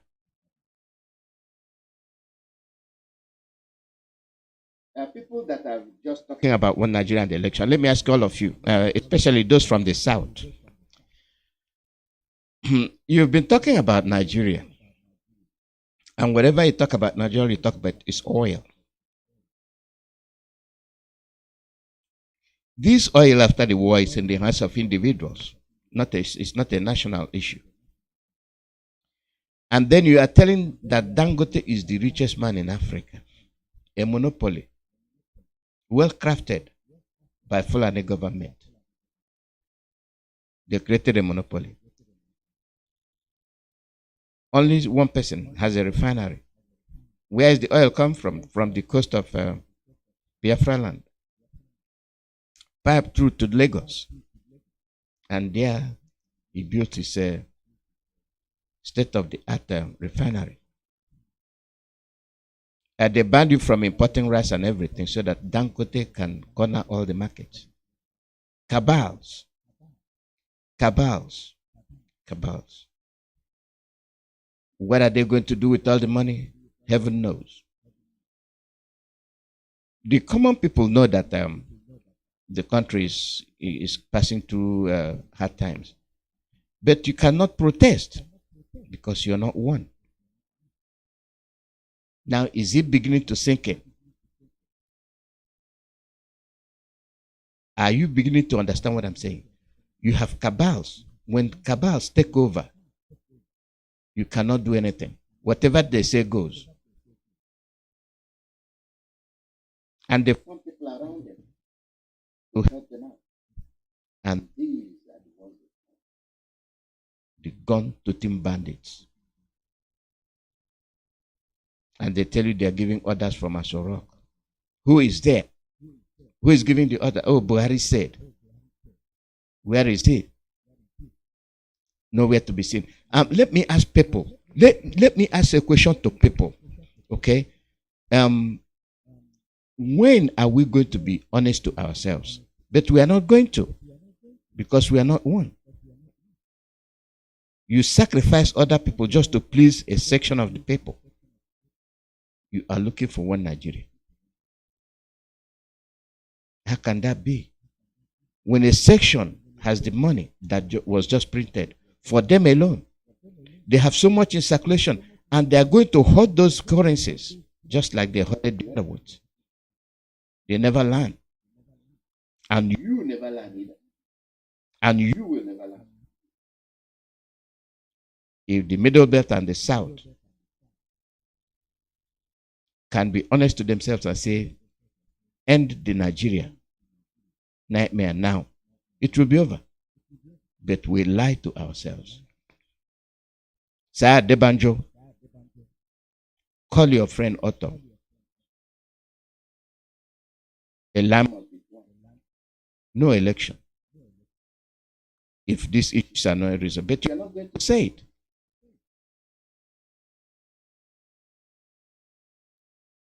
You call for a referendum, you are not going to say it. Then you expect IPOB to come and tell you there will be no election. We are not going to tell you there will be no. Go ahead. We must be honest to ourselves. You want a way to give IPOB bad name. Yes, Adebanjo, Pa Adebanjo,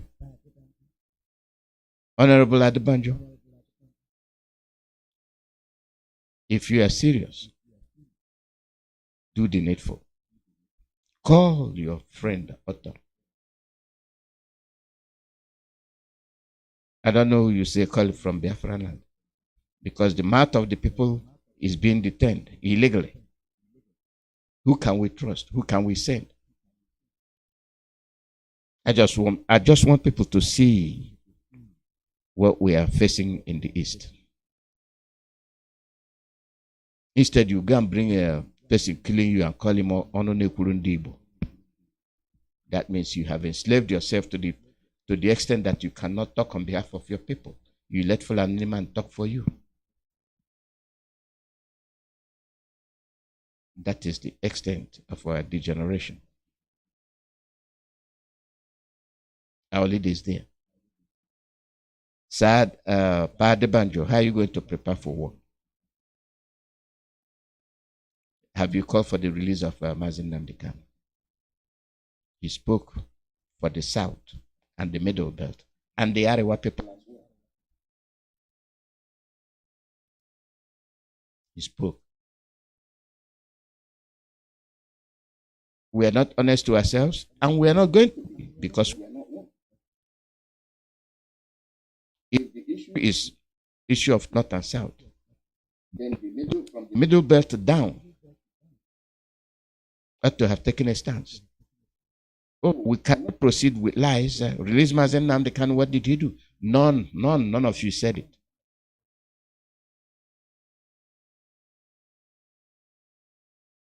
We want to be honest to us. There's nothing like Nigeria. You know it. What stops you from pronouncing it? We can no longer continue to deceive ourselves. We can no longer continue to punish ourselves, making our people uncomfortable, dehumanizing them, depriving them from modern basic amenities. They don't have it. Those that are economic engines moving the country, you deprive them from the fund. For what purpose? You are preparing for war.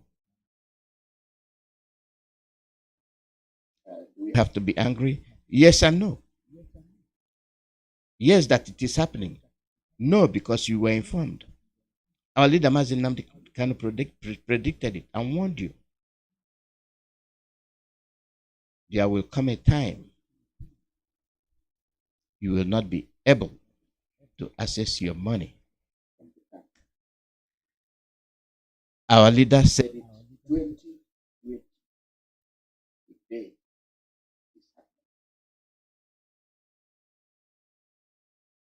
I'm glad that I discussed with you some of the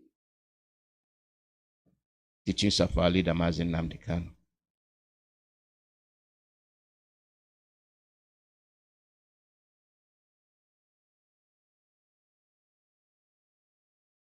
We must all prepare for war because cabals want another northerner to succeed Buhari. Pa Adebanjo tells Southern and Middle Belt leaders. Will they hear you? And this is our leader. I'm quoting. One day you will look for your money in Nigerian bank, but won't be able to access it. Nnamdi Kanu, 17/6, that is June 17, 2020. That's when he made that prediction. This is why we call him the prophet. One day you will look for your money in Nigerian bank, but won't be able to access it. Nnamdi Kanu, 17/6/2020. And he made that statement 3:47 p.m. Today, you have not been able to access your money from your bank. And people are going naked. And the bankers are laughing at him as if he is crazy. When the rain is beating the slave, soaking the slave, it will also soak the slave master. For those of you at the bank,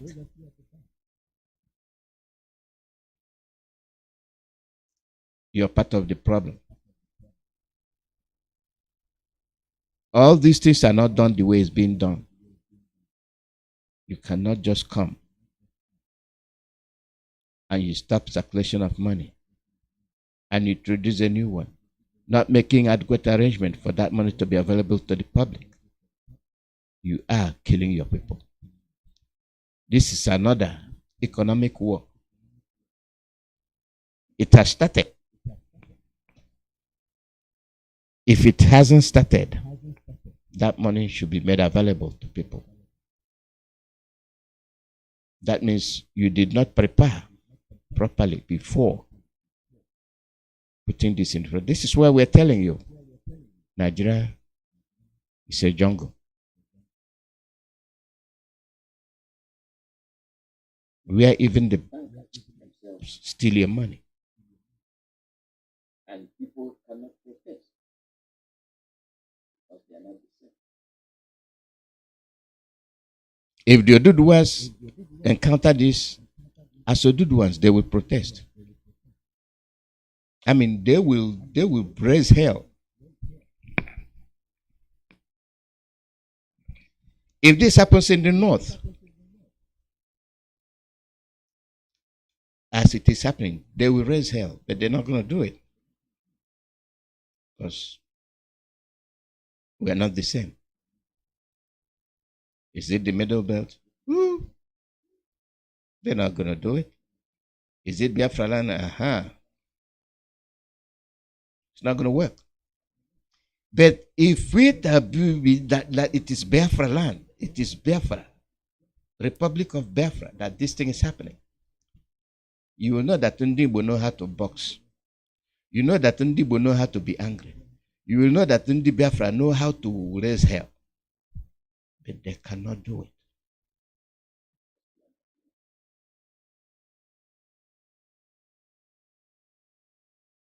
Now you see why it has come to the point that nothing moves, nothing works in Nigeria. Because Nigeria is a lie. Nigeria is controlled and ruled by cabals. You have a president that doesn't talk. Only that he said. You don't see him make the statement.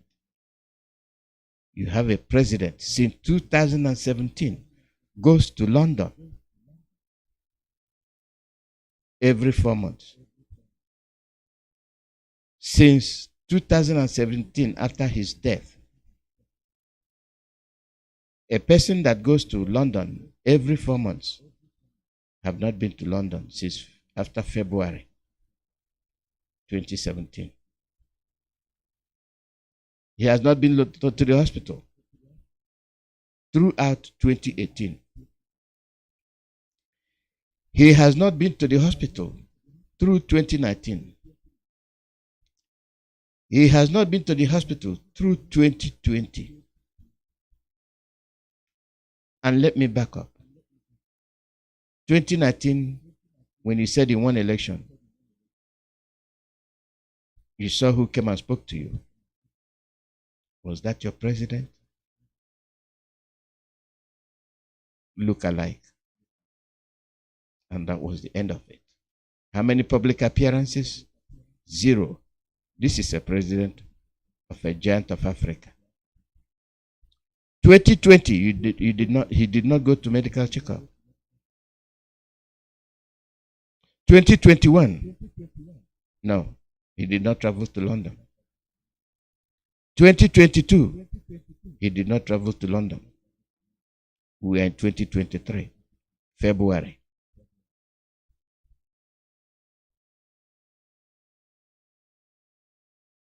Seven years. 7 years. Sick man that goes to London every 4 months have not been to London for 7 years. And you're telling me he's alive. And nobody will protest. We are not one. And this is the chain that have chained us all together to our death. Till death do us part. That is what is happening. We are parting in death and we are being killed because our legs have been chained, our hands chained, our brains locked up. One Nigeria. It's a lie. It will not work. Pa Adebanjo, you made the call. Go through with it. If you take up the mantle, go through with it. Don't let Katrina Lang start running from one part of the country to the other. She has no business coming to dictate what is happening in your government. That means you are not free. You're not even a republic. You're not even independent. And I guarantee you, Katrina Lang is going to run from one part of the north to the part of the west and part of the east and to the middle belt. And a lot of words just say and watch. We let this lady trottle around and kill us all. And come to tell your forces, do the needful. Kill the people Nothing will happen. It will pass through my desk, and I'll squash it. I'll tell the international community not to say anything about it, and he's implementing all the things that she has in mind. We are watching. We cannot say anything because we are not one. We have sold our souls. We have traded, sold and bought our freedom with worthless money. Our leader, Mazi Nnamdi, God bless you. All that you sacrifice is for our own benefit. But ndefu.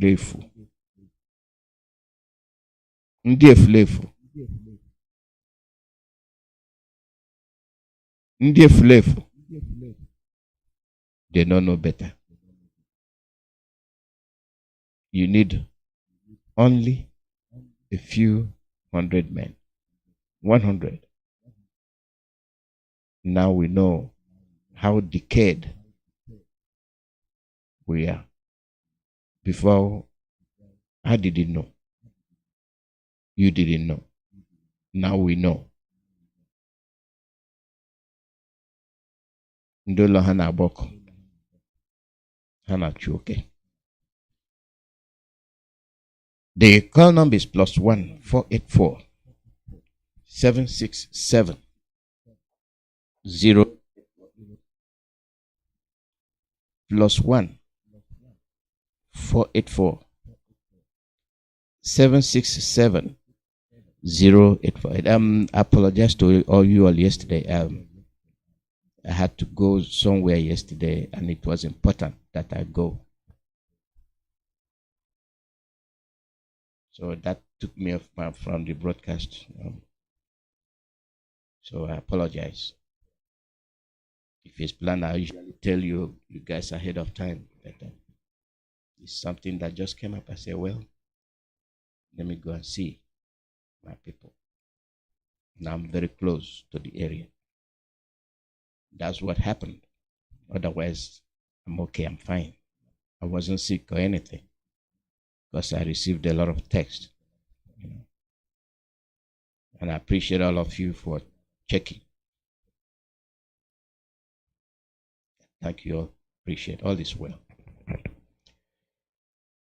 The call number is +1 484 767 0848. Live broadcast from Radio Biafra USA.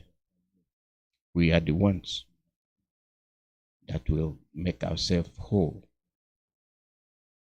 We are the ones that will set ourselves free. We are the ones that will set our leader Mazi Nnamdi free because we betrayed him. We shamelessly betrayed him for worthless political activities. Worthless political activities. And all those that are here, all those that see what is going, what is your take? Stop lying to yourself. Stop deceiving yourself.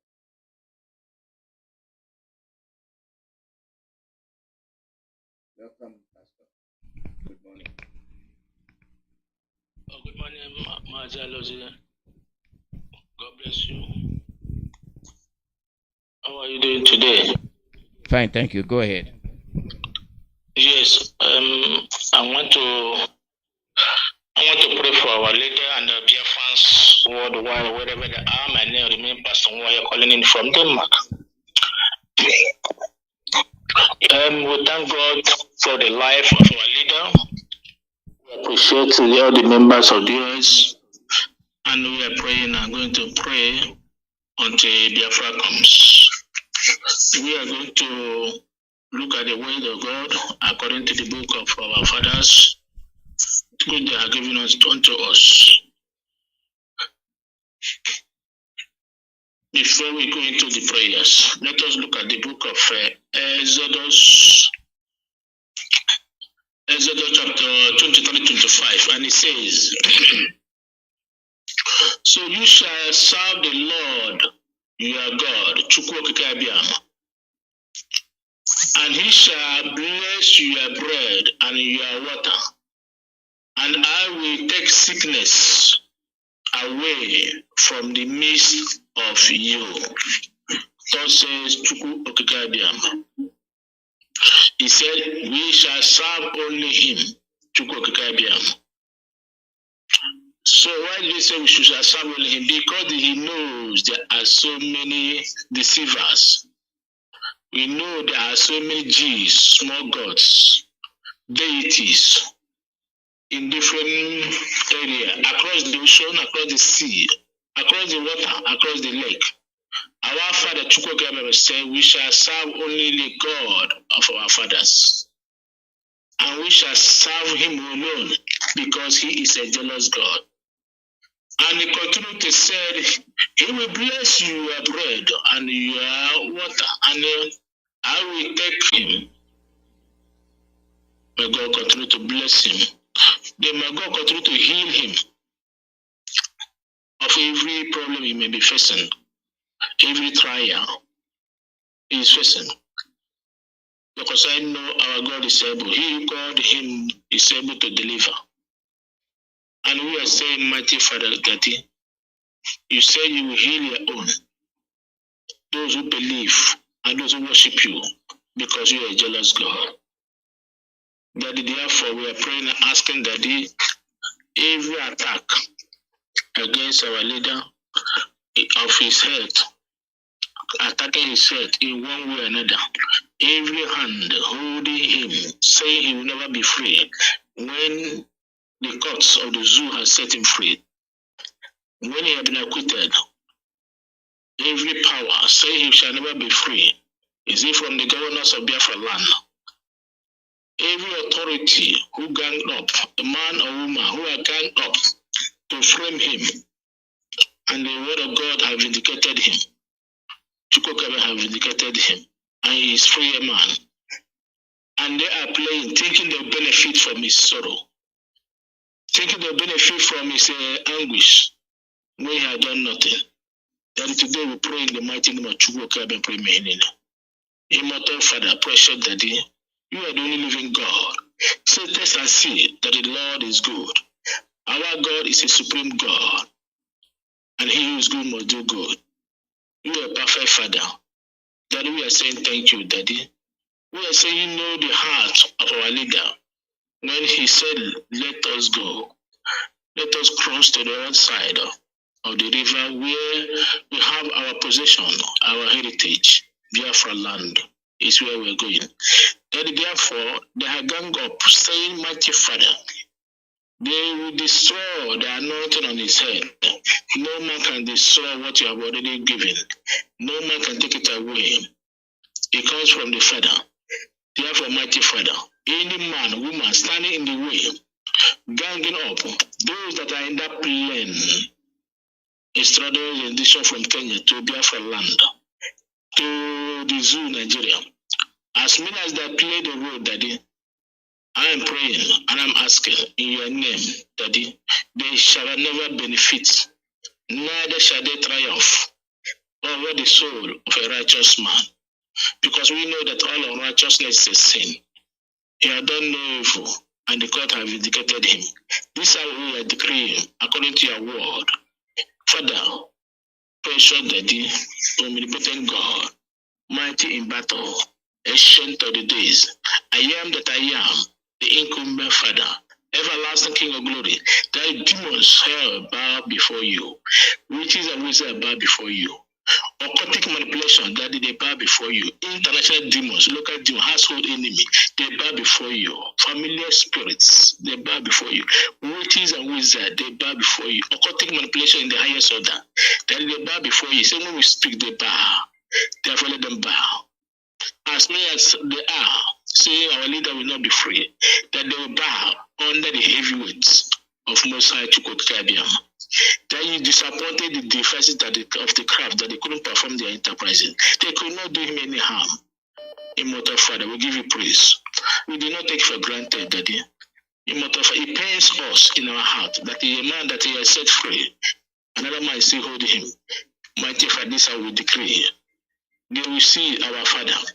That you visit them in the north, you visit them in the south, you visit them in the east, you visit them in the west, you visit them in North America, you visit them in South America, you visit them in Australia, you visit them in Europe, you visit them in England.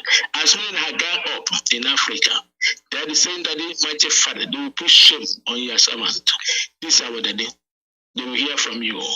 And when they hear, Daddy, they will confess it was because of their iniquity. I thank you, Father Chukwuemeka, having answered this prayer this evening. I give you praise. And I say, Lord God, Mighty Father, I pray for our leaders, DS, members of DS. Someone of them is under attack. That will rebuke that attack. Daddy.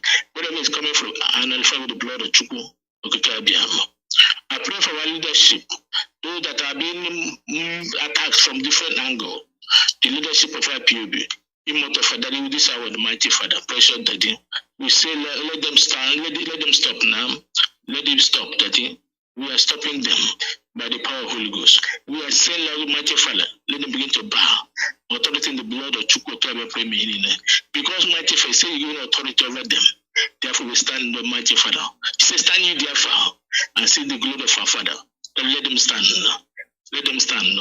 All the demons of hell, evil personalities, spiritual wickedness in the high places, principalities and powers, wickedness in the high place, Daddy, let them stop now, mighty Father, and let Biafra come, and let our people be prepared, because Biafra must come, and no man can stop it. And we are saying, our people remain resolute, and never deviate, or serve the enemy, or bow before their gods. In the name of Chukwuemeka, we pray. Thank you, Father, having answered me. My name remains Pastor Moya. God bless you, Mazi Alozie. God bless all our radio hosts. God bless all our media warriors, wherever they are. May God continue to sustain them, even in this battle, as a victory is assured. In the name of Chukwuemeka, my prayer. Thank you, and God bless you. Thank you. I need to remain more here. Thank you. Thank you very much. Thank you. The call number is +1 484 767 0848 +1 484 767 0848. Live broadcast from Radio Biafra USA. It is our job to protect our leader, to ensure that he is released. Those that are criminals are not being punished. They are not being called to brought to books. It is the innocent, those calling for peace, that are the ones that are being paraded. Caller, your name and where you're calling from.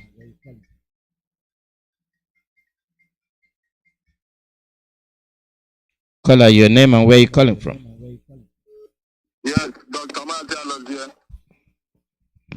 Ndewo, good morning. Mazi, good evening from the Holy Land of Biafra. Welcome. Ndewo. My name remains Mazi Michael Israel. And Dr. Mazi Alozie, I'm calling you from the Holy Land of Chukwuemeka, the Holy Land of Biafra. And I pray for my leader, our leader, Mazi Nnamdi Kanu. May Chukwuemeka continue to give him more long life. Continue to give Mazi Nnamdi Kanu more good health. In the name of Chukwuemeka, he said. Mazi Alozie, for all the message. We heard you, and what you say is just the simple truth.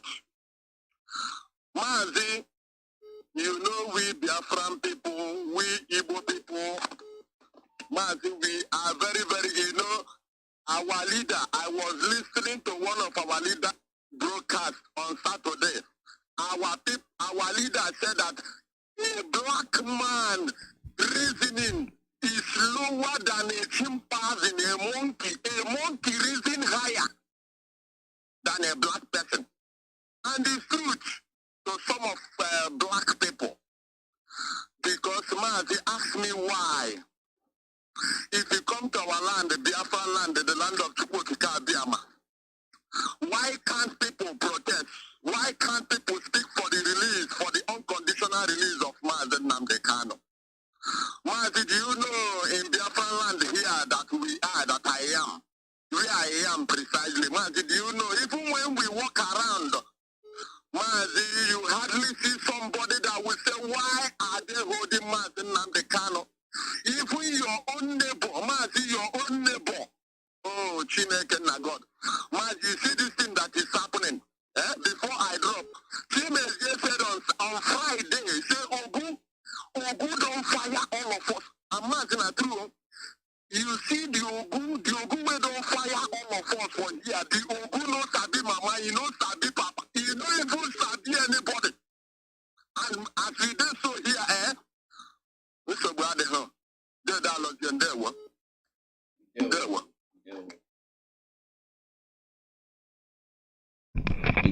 Caller, your name and where you calling from?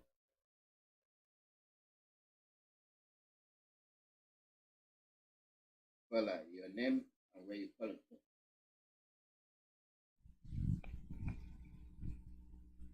That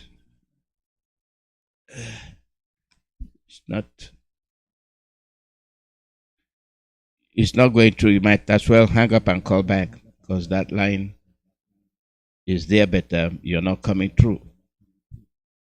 You're not coming through. The call number is +1 484 767 0848. Live broadcast from Radio Biafra USA.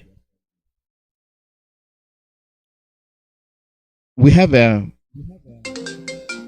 lot of things to do and to deal with. And we must start from somewhere. Caller, your name and where you calling from?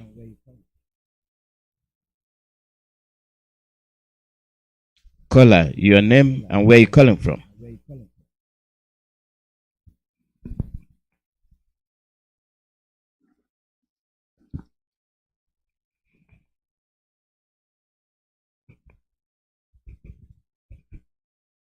We're not hearing you.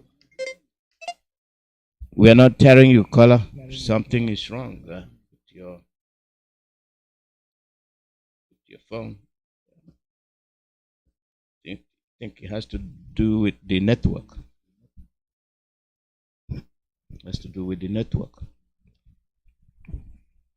We've said all we want to say, and the truth is the truth. They are ready. And when they start killing, the international community will keep quiet. If the Interpol can talk about Malami, I wonder why they can't talk about any other thing that is going on. That they can talk about Malami. What's wrong with these calls? Caller, your name and where you calling from?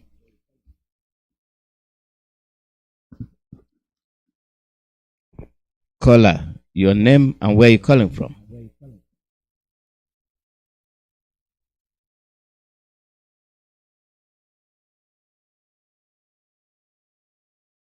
I don't know.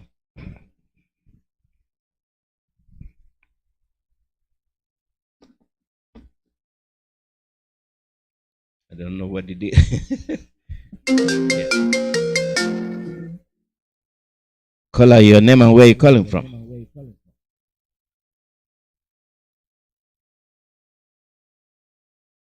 Caller, your name and where you calling from?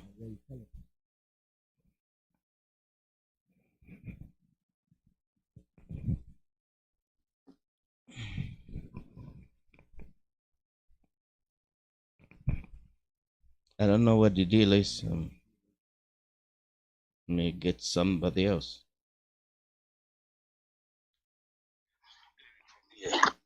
Welcome, Mazi. Mazi Alozie ogologo na isi ike ga onye ọrụ ya erie. Mazi mkpụrụ akwụkwọ agịdị etoku n'ọnụ. Continue to talk. Mazi, continue to talk. If only people we are talking to will hear. Meanwhile, I remain Mazi Iyke from the from Poland here. We don't hide our ID. And I am from Omaka. Aka is in the province of Biafra land. Mazi, our leader, still remain one and only. Mazi Nnamdi, Chukwuemeka, that of members, Ocean, who praise and you not who got to appreciate him and all his lieutenants. The leadership that did wonderfully well. We appreciate all of them, men and women of our radicals all over the world. I continue to greet all of you, tomb of all of you, didn't need for. Because all of you, only to say he need 100 men, this is the time. All of you that are standing firm, being focused, looking your eye on that ball, I appreciate all of you. Mazi Alozie, you see that country, that country, I think sheep is better than them. Makeme susu yo you seal I Hollanda kebe and what they have four hockey lag from combine halfway in a village. They don't want to wake up. And this is why America is sending their naval ship in Lagos. These people are prepared. My Chinas have tweeted it. And we leave the rest. Because we are talking to our people, most of them pretend as if nothing is happening. And it will continue to circulate to systematically destroy all of us. They are including all of us every day by day. Look at what is happening in Biafra land. Mazi, what has happened or what is still happening in that country? There is outside Nigeria, other side from Cotonou, no other place it can happen, not to talk of Europe in the developed world where we are. That your money is in the bank, you cannot take it. People cannot rise up. And that money, it go to Laos, go to, you see where they're carrying the money in Wibado, like Kwachana. Onion told them that after deal with them, Somalia is better than them. Let them go and take their visa. Because we come to, whatever he said is coming to, all of them has come to fulfillment. It's only this recession we're waiting, and which is imminent now. Very, very soon it will happen. Look at how Katola line, all of them are, what is the other one? Tony Blair. This is their gang up. All of them are ganging up against Biafra. They are turning Boko Haram. Mazi, the day that of Sambisa own will happen, Makachiko people will say, they don't know what is happening in that Sambisa. You don't know what they are taking there. Go to Safari, see how much they're taking that Californium. A gram is $27.5 million. We're not talking about what is all you to that compared to that. They have gold there. You see why they have gold market in Dubai, Mazi, and funny thing again, those people that are working in the bank,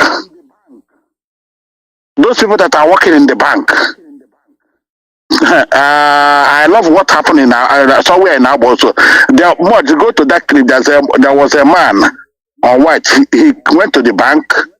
I think he climbed on the desk and they refused to give him money. But one of the banker, when she was going home, her boot was filled with new money. And some people intercepted. I don't want to implicate. They intercepted that woman, and they collected. They even have. The boys record. We are watching you. Record. It doesn't. But later they took the phone. You see what is happening? Unless our people wake up, Makachineke, tsunami in that country. The kind of corruption there. Only in the Mazi, tsunami will happen to that country. This one will happen for Turkey now. And let me say this, Mazi, there is 7.8 magnitude earthquake in Turkey and buildings are collapsed. Mazi, I send it to your word now. This one happened today, 6. It's happened both in Lebanon, somewhere around there, and they say it will happen again. If you are listening to our voice in this radio Biafra now, you are in Turkey. Of course, we know where I have been there, I've lived there. Our people just stays in Istanbul and Ankara. If you are within the other area, please be at alert. Biafrans, Africans in Turkey, be at alert now. Follow their local news and whatever they are telling you to do it. When you hear any sign, carry a chain and go to Platia and open space and say, it's happening in Turkey now. We don't know where this world is heading to until they do the needful. As they continue to talk, we will do our own and we leave the rest for our people if they will understand. Because Fulani worship the Argentine Buyola. Look at how they are killing people. International community don't say anything because what they are benefiting in our land. But on your members after and British. I think India is their prime minister now. Chige for Nanya. The earlier the better. The earlier they let Nnamdi Kanu go and let Biafra go, the better for all of them.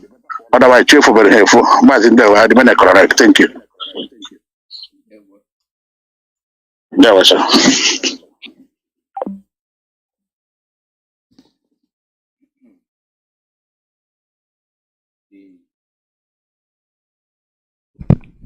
The call number is 1-484-767-0848 +1-484-767-0848. Live broadcast from Radio Biafra USA.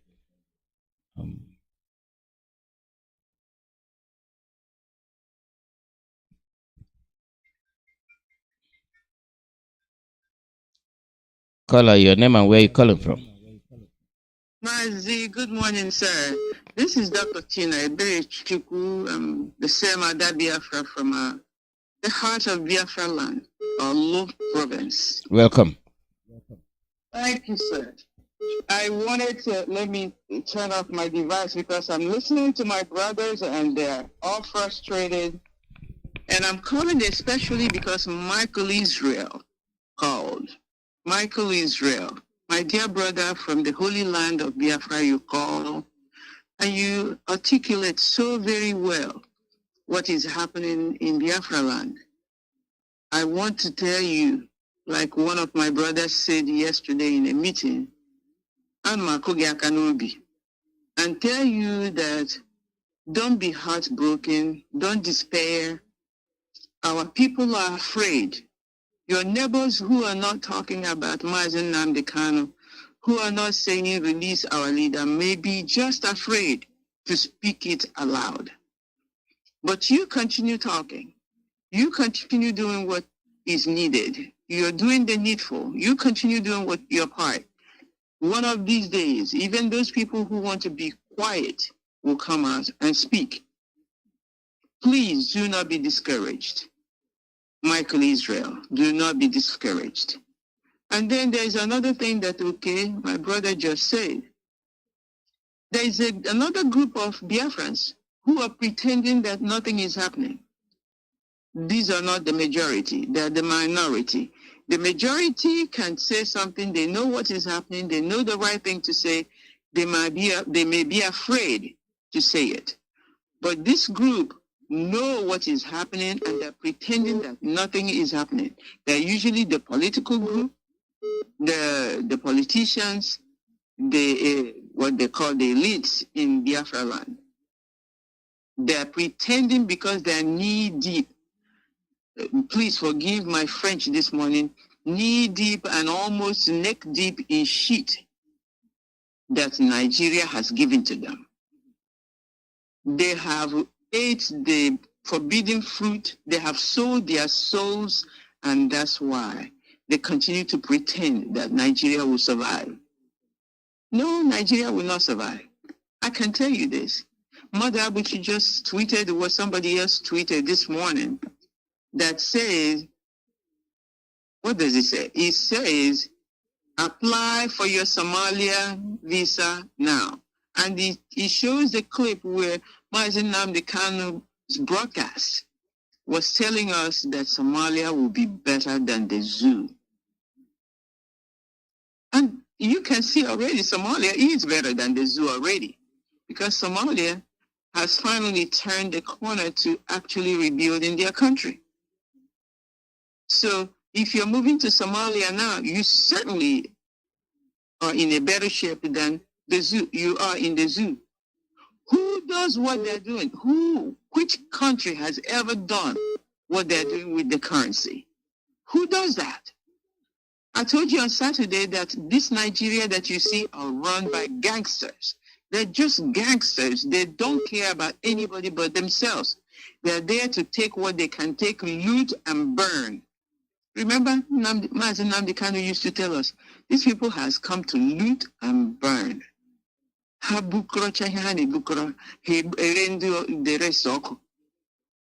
They carry what they can carry and they burn the rest. That's what they are doing.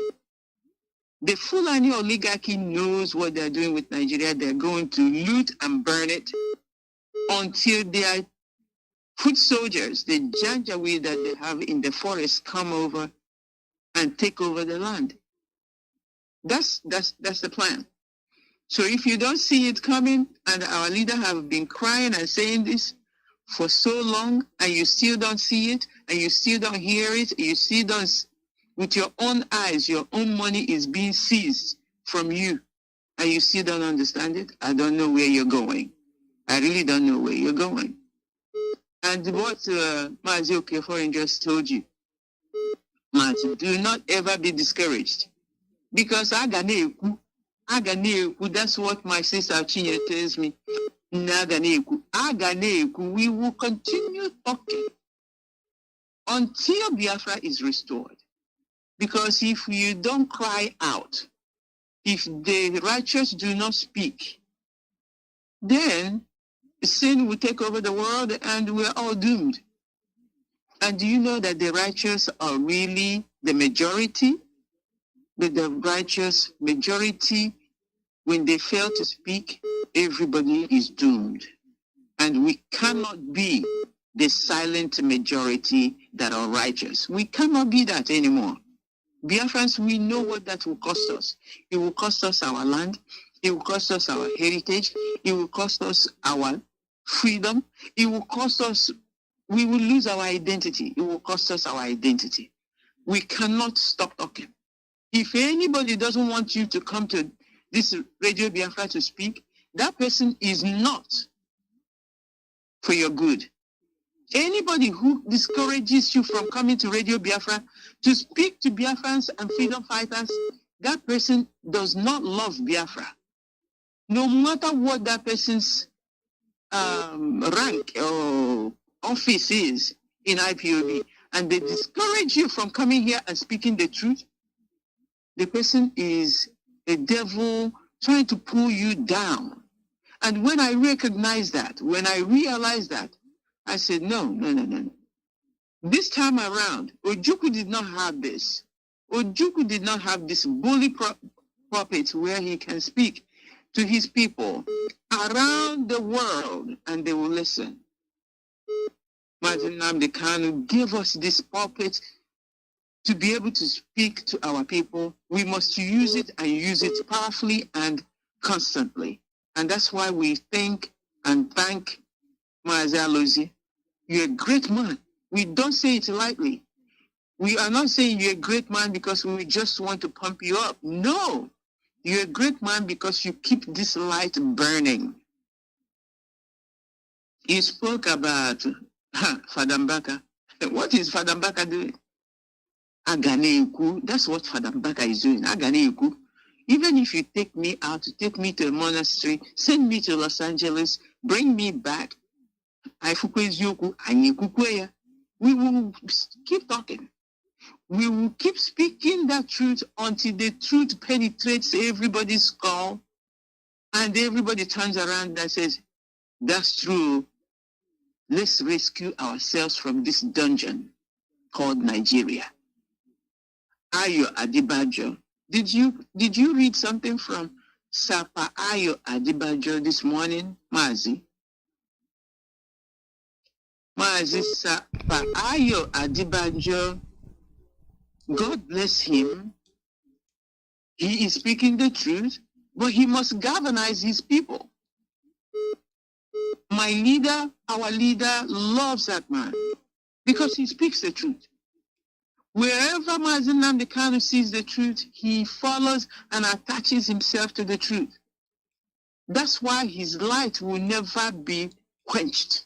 You can never stop this light that God gave to Biafrans.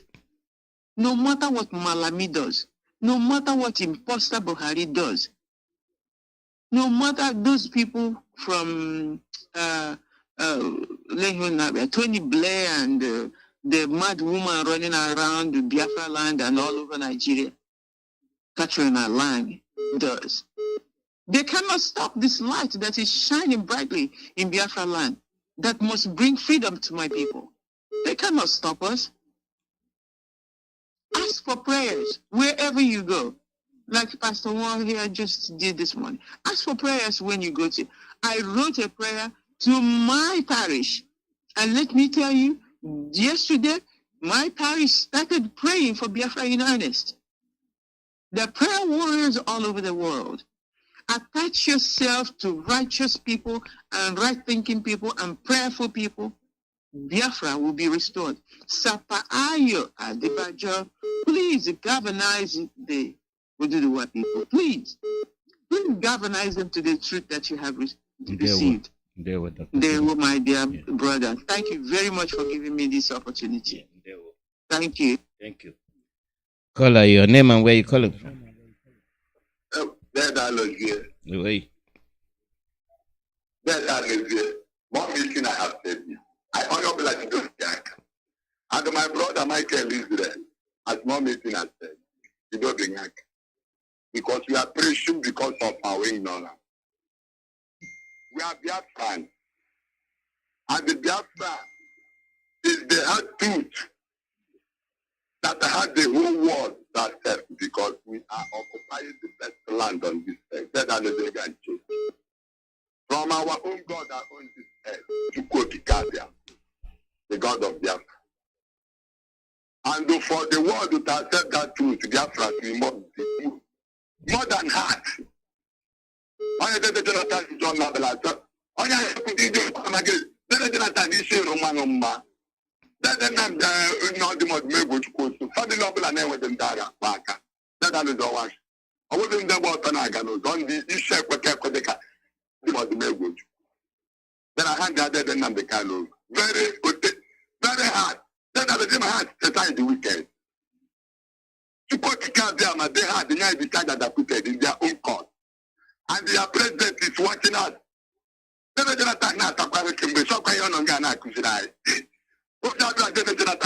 president in I must defend my identity. I'm an American man. I'm his president there. No president in Biafra. I'm before even on earth. I always joke dead. Let's joke with Porto. I want to tell Americans. America, Poland biri kai biri. Nigeria beru go bere live and let us live. I just say now because they got more time can do this and do that. I did Jonathan. How can I get kidnap one day and Carolina bumping? That really goes to get kidnap one day because the war commander yesterday. Jonathan, not take your life from father than the Kanu Jesus Christ. Be bad. I did not know the Jonathan. We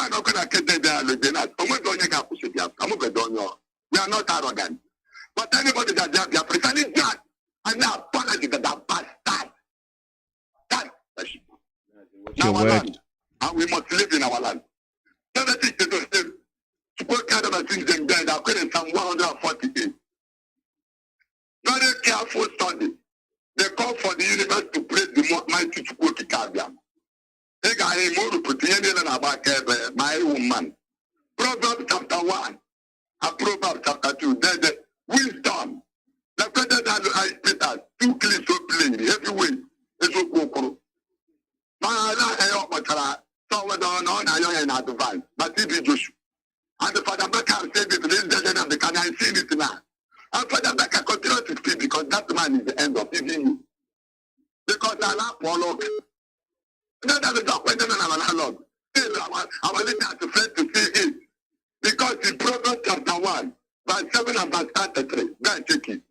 And the Proverbs chapter 2, verse 21 and verse 22, and I make my children strong. And we are more than total record. My name is Okechukwu you call her. From Momo province Biafra land. Okay, no, look. Politicians, no, like we are not going to be shy. Oh, we are all Biafrans.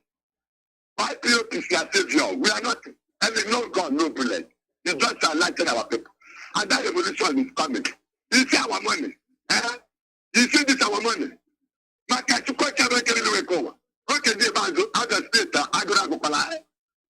That's money with that nonsense money to kill us in here. Okay, see about the last one. I thought I think they got a money bridge. Kind of the much of pay. But I think they got our money. CPN. We make it a career law. I will tell you. Biafra, special part, I never do it. Every day for more than 7 years. Every time I want to go down, I'm making car. Fuck, I want to from you.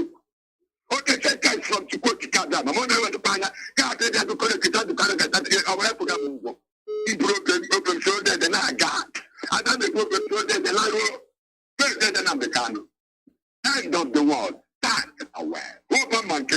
Okay, but I come on and get off of the time.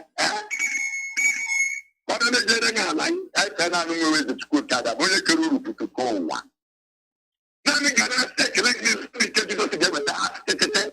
I'm a hundred that spend it. We don't have it. Like, Gloria. Thank you, Mazi. Call your name and where you calling from.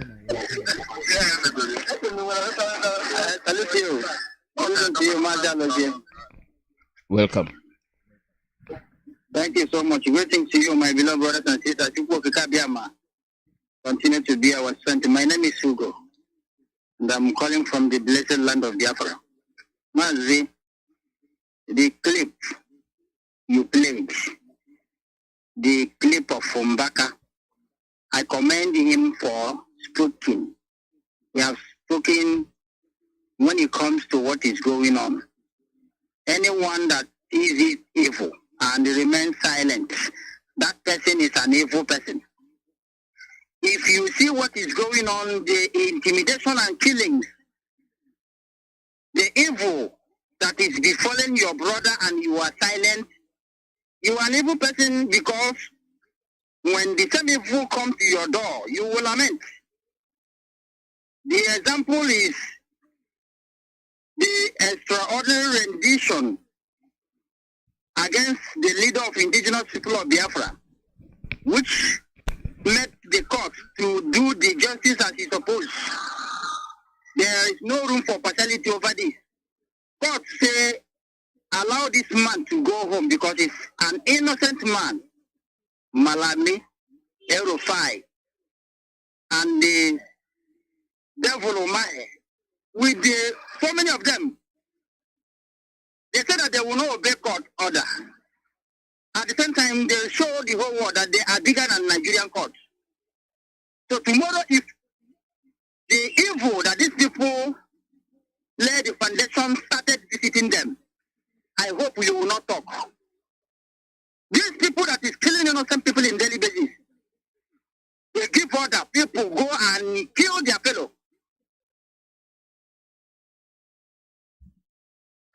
They take good care of their families. They love their families so much. This evil that is happening in Nigeria today, one or two people is behind it. When these people that is behind the evil that is happening in Nigeria will be brought to give account of their evil deeds, I hope you will not talk. Because anything that any man do in this life, there is consequences. Nigerian Zoological Republic rulers, Nigerian demons who call themselves politicians, they are provoking Nigerian youth. And Nigerian youth are saying enough is enough. They are not hearing it. Justice must be done. Let them obey court order. That is what I continue to demand. Let these evildoers, call themselves politicians, obey court order. Let them release innocent people that they kidnap. The ones they kill will come.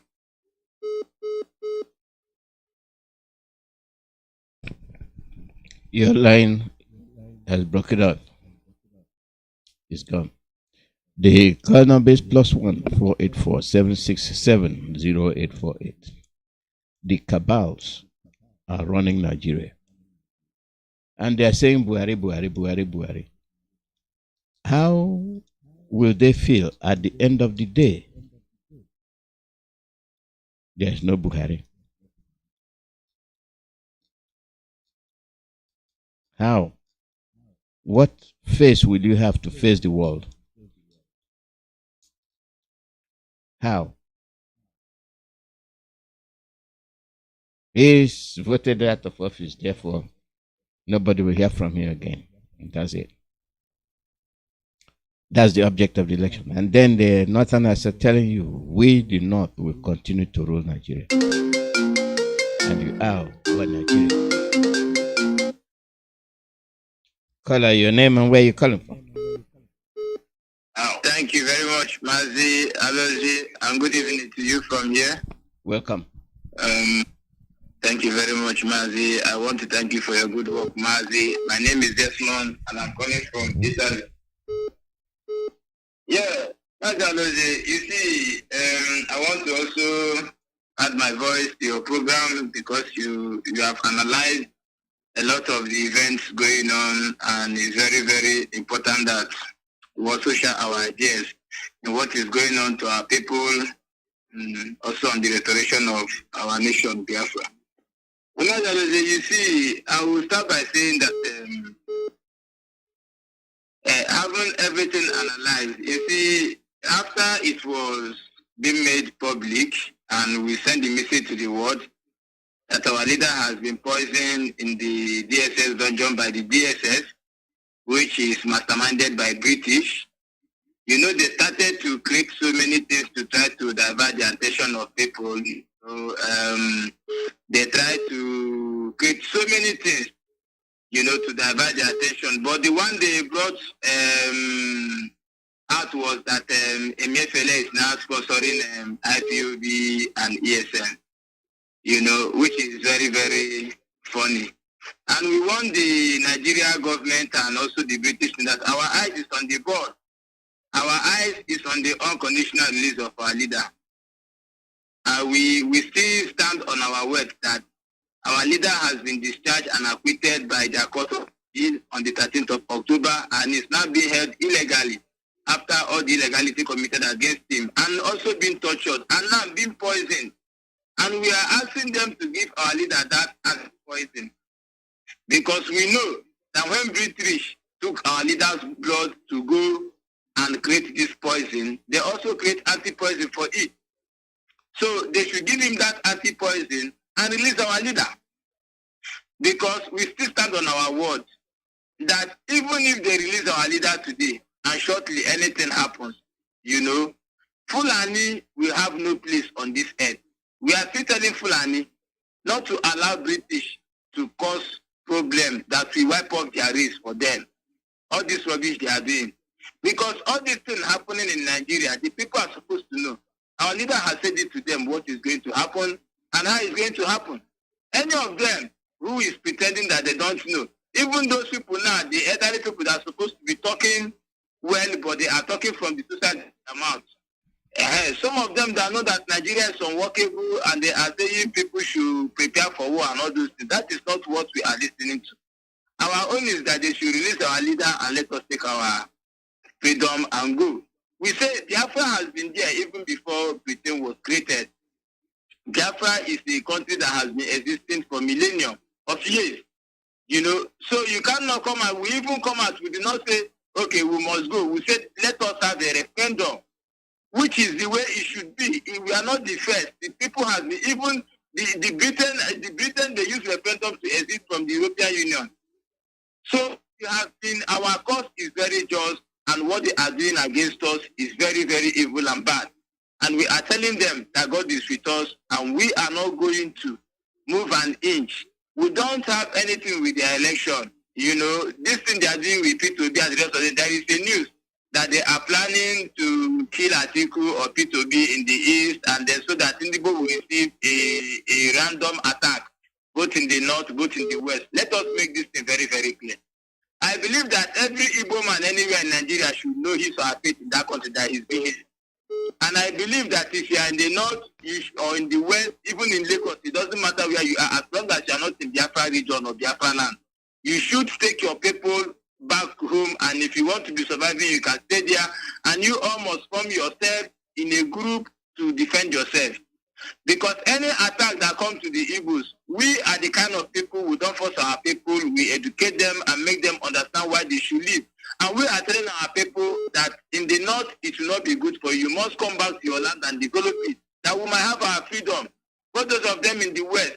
But if these people come to attack our people and our properties and our families, there must be retaliation. We cannot allow such thing to happen again. So we are warning them. We are warning Nigerian presidential candidates. We are warning Tinubu. We are warning Atiku. We are warning P2B. All this rubbish they are doing, IPOB does not partake in Nigeria election. They should leave our people out of it. Okay? And face what they are doing. If they want, they should kill themselves. We don't know. We don't care. We don't want to know. If Tinubu wants, they can go and kill Atiku and P2B. If P2B wants, they can go and kill them. If Atiku wants, they can go and kill them. We don't care. Is it today they are playing themselves in Nigeria election? When are people going to learn? What we are saying is that our people will no longer bear the brunt of this their political assassination of themselves. So anybody planning to attack Ndibu in Lagos or anywhere, you should also prepare, because this time it might be the opposite, might be the case. There might be reverse of it, because you are going to bleed till you die. And you see this money policy that people are saying Emefiele is sponsor IPOB. Emefiele went to London and came back. Was it IPOB that gave him military armor tank to protect him in the airport and took him to his office so that the DSS they were waiting for him in airport to not arrest him? Was there any IPOB there? The country is mad and in agog. They have lost idea. They don't know what they are doing. One day they are going to say it is IPOB that put imposter in Aso Rock. One day. That is where they are headed now. They are going to say it is because God has caused Nigeria, and Nigeria is in the verge of total destruction. So everybody must be on alert, because Biafra is our request, and that is where we are going. We are not going to stop. Unconditional release of our leader and a referendum. And lastly, Biafrans must pay attention. Take directive from DOS. When they say move, we move. When they say stop, we stop. Because what they are doing, what we are doing is strategic, not formula. When the enemies change the music, we change the dance. Remember, our leader always say, we will determine what will happen, not Nigeria. And that's how it's going to be. And that's how it's going. Because we told people that they should change their money, it is coming, and now it is happening. And the next one is total destruction of Nigeria. That is a revolution that cannot be contained. And it is loading. And they will see it. So Biafrans must continue. We must follow the DOS. Whatever directive they give, we must follow them and support them. Anybody saying other thing, we don't care, we don't listen, we don't want to know. What we are facing is the unconditional release of our leader and a referendum. I encourage Biafrans to continue, because God has promised us victory. Chukwuemeka has promised us victory, and that victory we are going to get. Thank you, Mazi Iyke, for this opportunity, and Elohim bless from there. And we must also support ESN. Wherever you are, continue to support. You know, we have IPOB families all over the world. We have our coordinators. We have those who are in charge. And before you support, you must verify and support ESN through the right channel. Because we must defend our land. We must defend our mothers from Fulani invaders, those that have been allowed to enter our land by our politicians and by the Nigeria government and governors in our land to kill our people. We must make sure we chase them out, and we must support our men on ground, because they are doing a wonderful work. And Chukwuemeka will continue to give them victory over these enemies. Thank you very much, Mazi Alozie, and Elohim bless you from here. Ndewo Mazi. Ndewo, will bless you too. The call number is +1 484 0848 +1 484 0848. They do a lot of atrocious acts. They carry them out, and they still tell you are one. As they commit crime, they are telling you are one. And that's like biting somebody and you're blowing cold air on it. To pretend as if it's not painful. These are the things they have been doing to us. And I think there's a time where we say enough is enough, and this is the time. This is the time.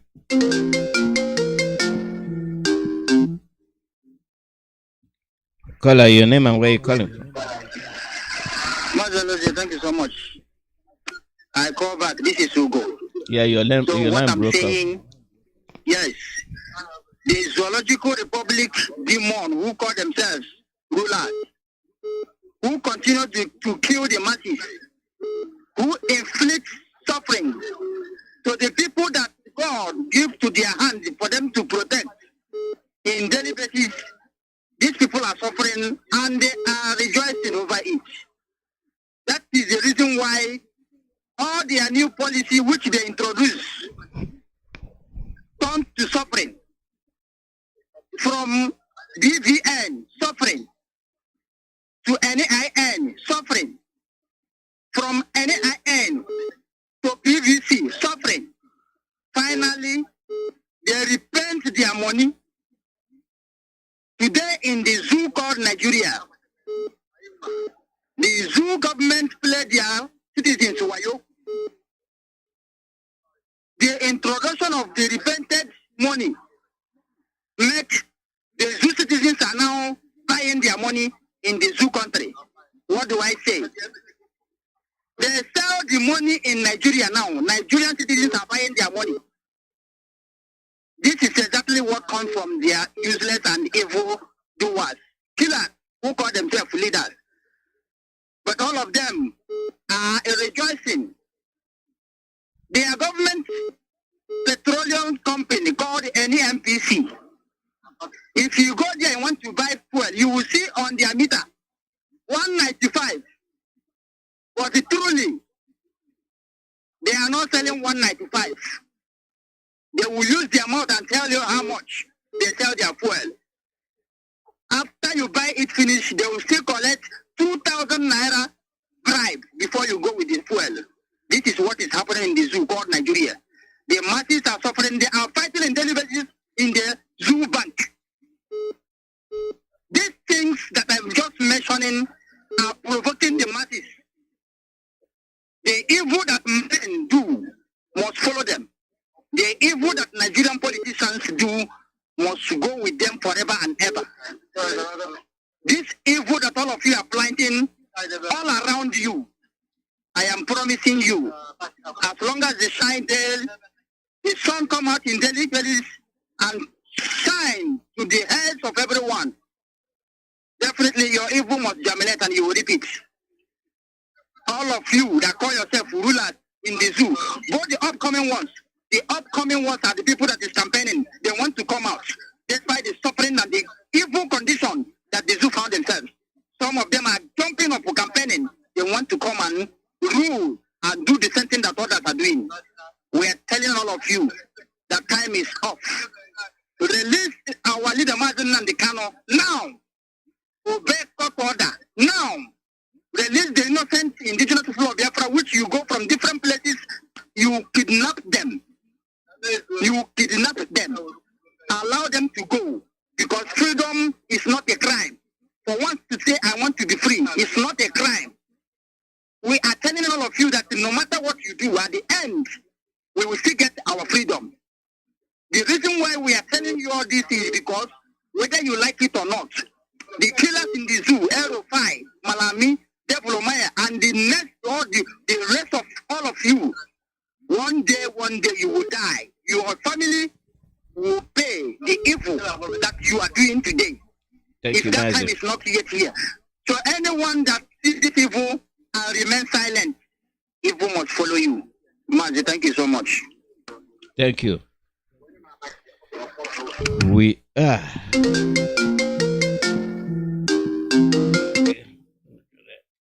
Caller, your name and where you calling from?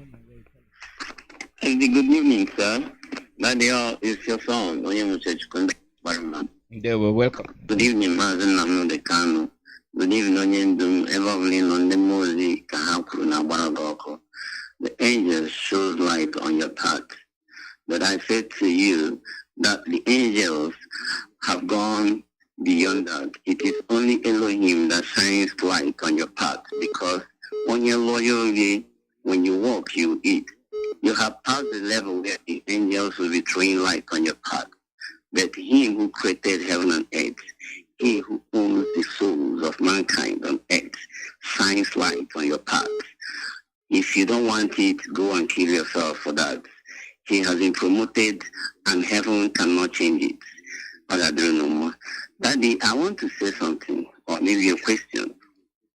There is a situation down here which I want to know. I know the legal authorities are listening and our DOS are. Is it a rightful jury when somebody is brought to a court in the Nigerian section and all of a sudden you did not say anything pertaining, you didn't even take any notice about the reason why the person was brought to the court. And you take him out of the place directly to the prison. Now, why I'm saying this is that there are a few brothers down here, which I know that Nigerian government have ordered that Nnamdi Kanu and every IPOB is vindicated from these issues or maybe accusations. Now, all of a sudden, somebody now picked one of us down here, take him to the court. Instead of court to say something about that, they take him down to the prison without anything. I'm asking, is it right? He's a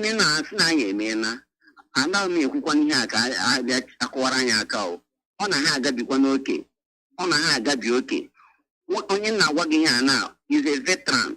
I don't know why these people are suffering us like this. And if you can't threaten the wife, the wife now, she cannot teach. I'm not able to stand that. This thing is getting out of hand. No problem. I don't want to say much. Bye. There was. That's the situation. Inability to talk, inability to protest. When you cannot protest, when you cannot resist, that's what happens. And who are those that will do it? It is us. We are the ones that will carry it out. But the attitude of our Obasagame doesn't concern me. It concerns you. It concerns you when it happens to you. Then you know it concerns you. Caller, your name and where you calling from? Hello, Mazi Alozie. Good evening from Biafra land. Welcome. I am Ezia Pakego, using the airwaves from Biafra land. Thank you very much for the good work you are doing. May Elohim continue to bless all Biafrans all over the world, especially our supreme leader. God sent Messiah, my Redeemer, Mazi Nnamdi Kanu. Anywhere he may be, may Chukwuemeka continue to bless him, guide him, give him longevity, wisdom, and courage. Having said that, Mazi Alozie, I believe it takes an iron to sharpen an iron, for an iron to be sharp. I am happy that Biafrans are being represented on the two fronts that have been elusive to we Biafrans since 1967. Number one is the issue of Biafra. Number two is the issue of the presidency of Nigeria. We are being represented by our two illustrious sons, divinely sent by God to man the two positions. Yes, I concur with Ayo and Abanjo. How do I mean? For a history to be made, that must be series of events for us to arrive at a conclusion and make an history. Involvement of Biafrans in this forthcoming election cannot be wished away. P2B is doing a yeoman's job. God is behind him, seeing him through. Should anything happen and the election is rigged, the next day is Biafra. That is the chain of events and that is the history. It has been ordained by Chukwuemeka. The man P2B is the man. All Nigerians, let me tell you, Mazi Alozie, 80% of the followers of this is not a campaign for Mazi. This is not a campaign platform for P2B. So that's their problem. I'm telling my opinion. Yes, I'm just letting you know. So I believe I have the right to do so. Yes, you do, but round it up. We are here in Biafra land. We know how much we are suffering. Mm-hmm. We are here suffering. As I'm talking to you now, I am in a hideout. All the same, we are being courageous. The man, God has a way of revealing his things to those whom he loves.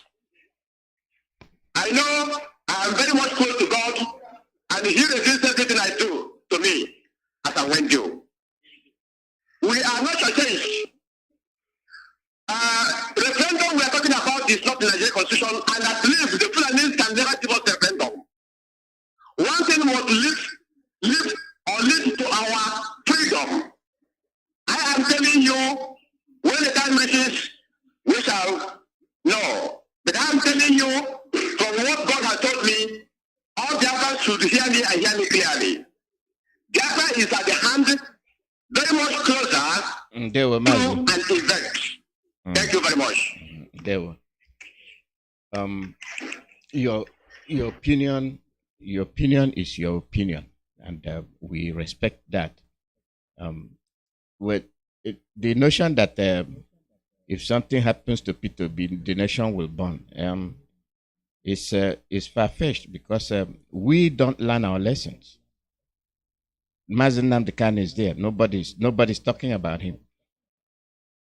And you put all your hopes on P2B. At the end of the day, we will come back crying.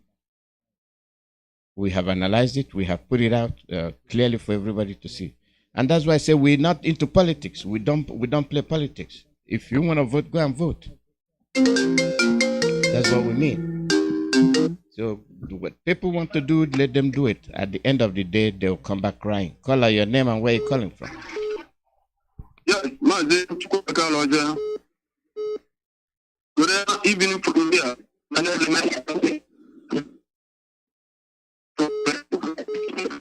Mazi, your line is not good. Call back. Your line is not good. Call back. Call out your name and where you're calling from. Okay, good evening. Mazi Alozie. I have been trying. Thank God that you picked my call now. Thank you so much. Good evening to you, Mazi Alozie, from here, South Africa. My name is Chukwuemeka from Enugu province. Mazi Alozie, I know what Adeba Panjo said wrote on the Chinasanwo route with it that you read before. I don't know if you could remember last week that I called. I said what I am seeing that at the end of this stupid Nigerian evil election, P2P will not be there.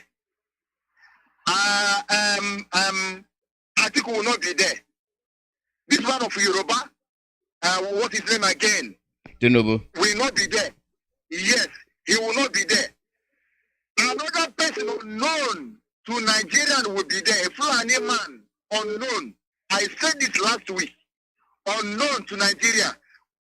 At the end of the day, a Fulani will be sitting there. A Fulani man will be sitting there as the president of the zoo. That's by the way we will see. Like in Nigeria, the reason why our leader, God will bring him out. Elohim of Biafra, Elohim of Nnamdi Kanu will bring Nnamdi Kanu out. Chukwuemeka will bring Nnamdi Kanu out. He will bring him out soon and soon and soon. Now, the reason why he called Nigeria a zoo is like in the Western world, you know, when they have a zoo, a cage, where they put all the animals together, and there's a zoo who is looking after the zoo owner, and the people who are in charge of the zoo. And the one, and maybe gorilla or one of the animals start agitating.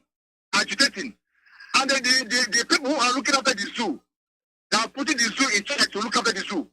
Instead of them releasing the gorilla to the natural world, forest, where the gorilla will have freedom. Because that's what the gorilla is agitating for, to be free. And they start attacking people. They will put the gorilla down. Because they will call the gorilla a rebel.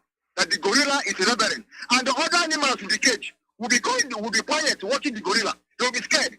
They will be telling Why are you making noise? Why? We must stay in this room, we must stay quiet.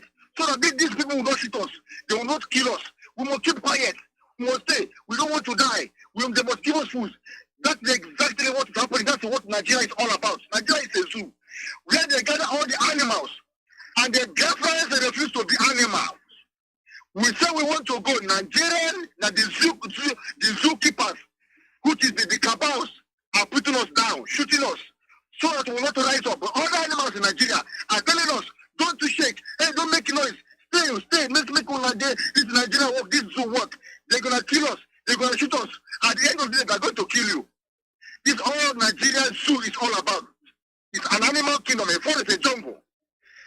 You know, we Biafrans, the hatred against us is beyond human imagination. The hatred that Nigeria government, that Britain came to steal and destroy. They are the ancient dragon, the ancient serpent. Their mission in this planet Earth is to steal and destroy. That's the mission of Britain, British government. That's their mission. They are the most evil nation in this planet Earth. So, but at the end of the day, Biafra must be free. I thank you so much for your zeal and all the Biafrans. Thank you so much. May God bless you. And when he will come out, he will come out. God will bring him out. Thank you so much. Thank you. And this is where we're going to end today's broadcast. Our time is up. If you're unable to get in through today, you try tomorrow. It's another day. You can as well get in. It's just when somebody is talking, I can't cut that person off to answer another call. So you have to be persistent. Keep calling until your call gets through. That's the way it is. And we'll be on the air again tomorrow. Our leader is our leader. And all these things he has been passing through is with us. We are with him, and we'll continue to be with him. He stuck his neck for us. We're not going to disappoint him. We are not going to disappoint him. For those of you that are hoping on election, we wish you luck. We know how it's going to end. We know how it's going to end. We have told you. So thanks to all of you, and tomorrow is another day. Have a nice day.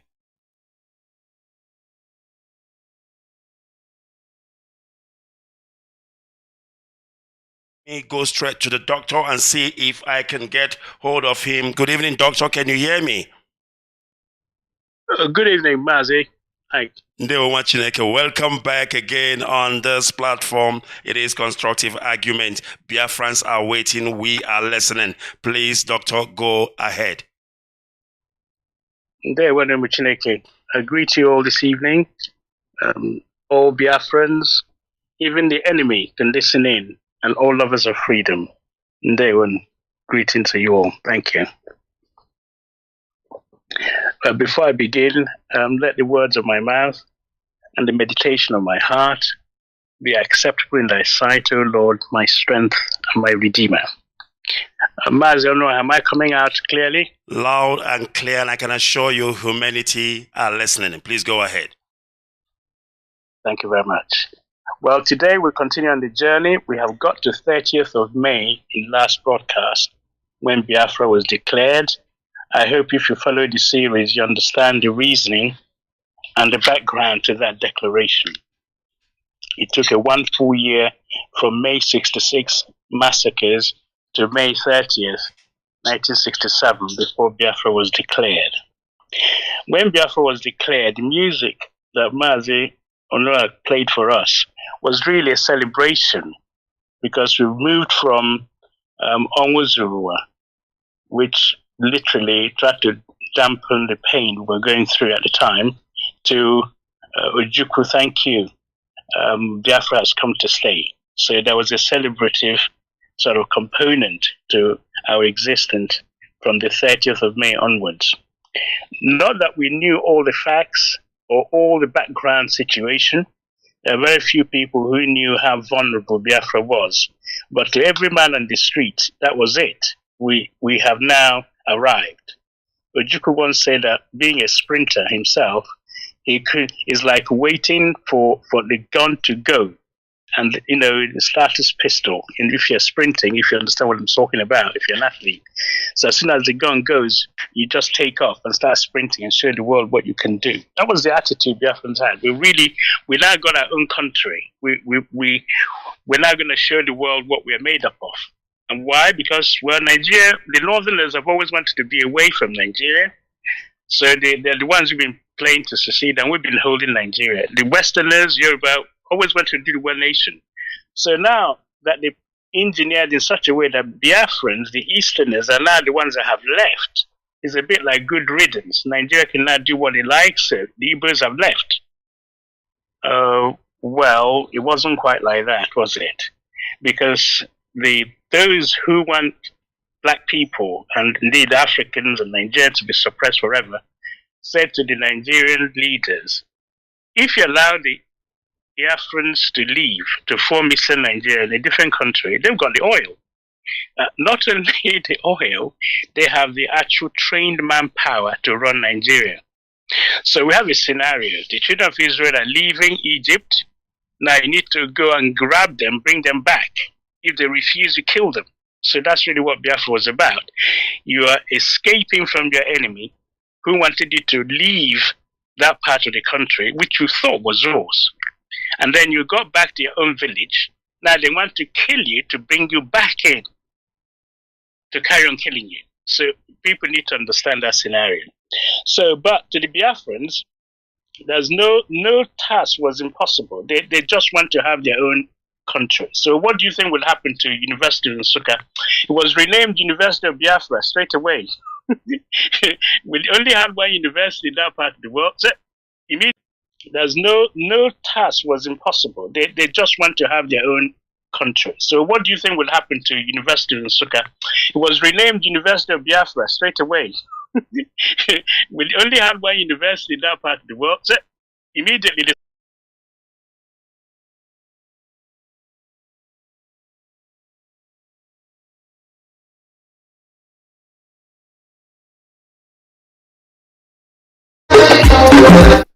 Another Savior, holy, holy, holy, holy, holy,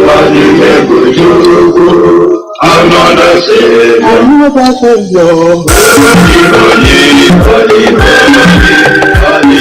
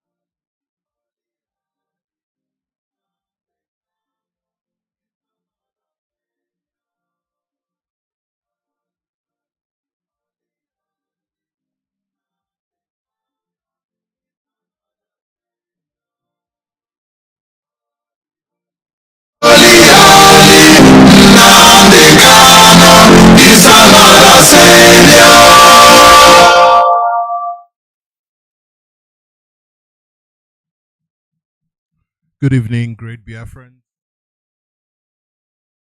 Good evening, great Biafrans. Good evening to you all lovers of freedom. I welcome you to Hello Motherland on Radio Biafra 102.1 FM. I am Mazi Mbanali.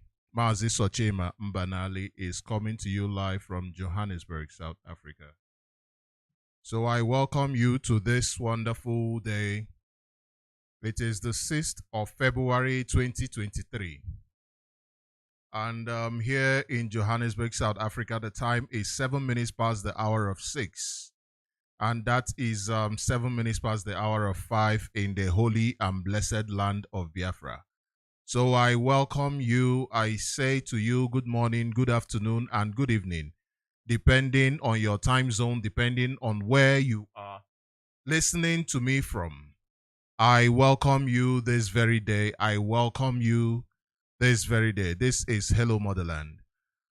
As it is customary, we will proceed with what we have this evening. We'll proceed with with information as it occurs, as it concerns the liberation of Biafrans from the cage called Nigeria.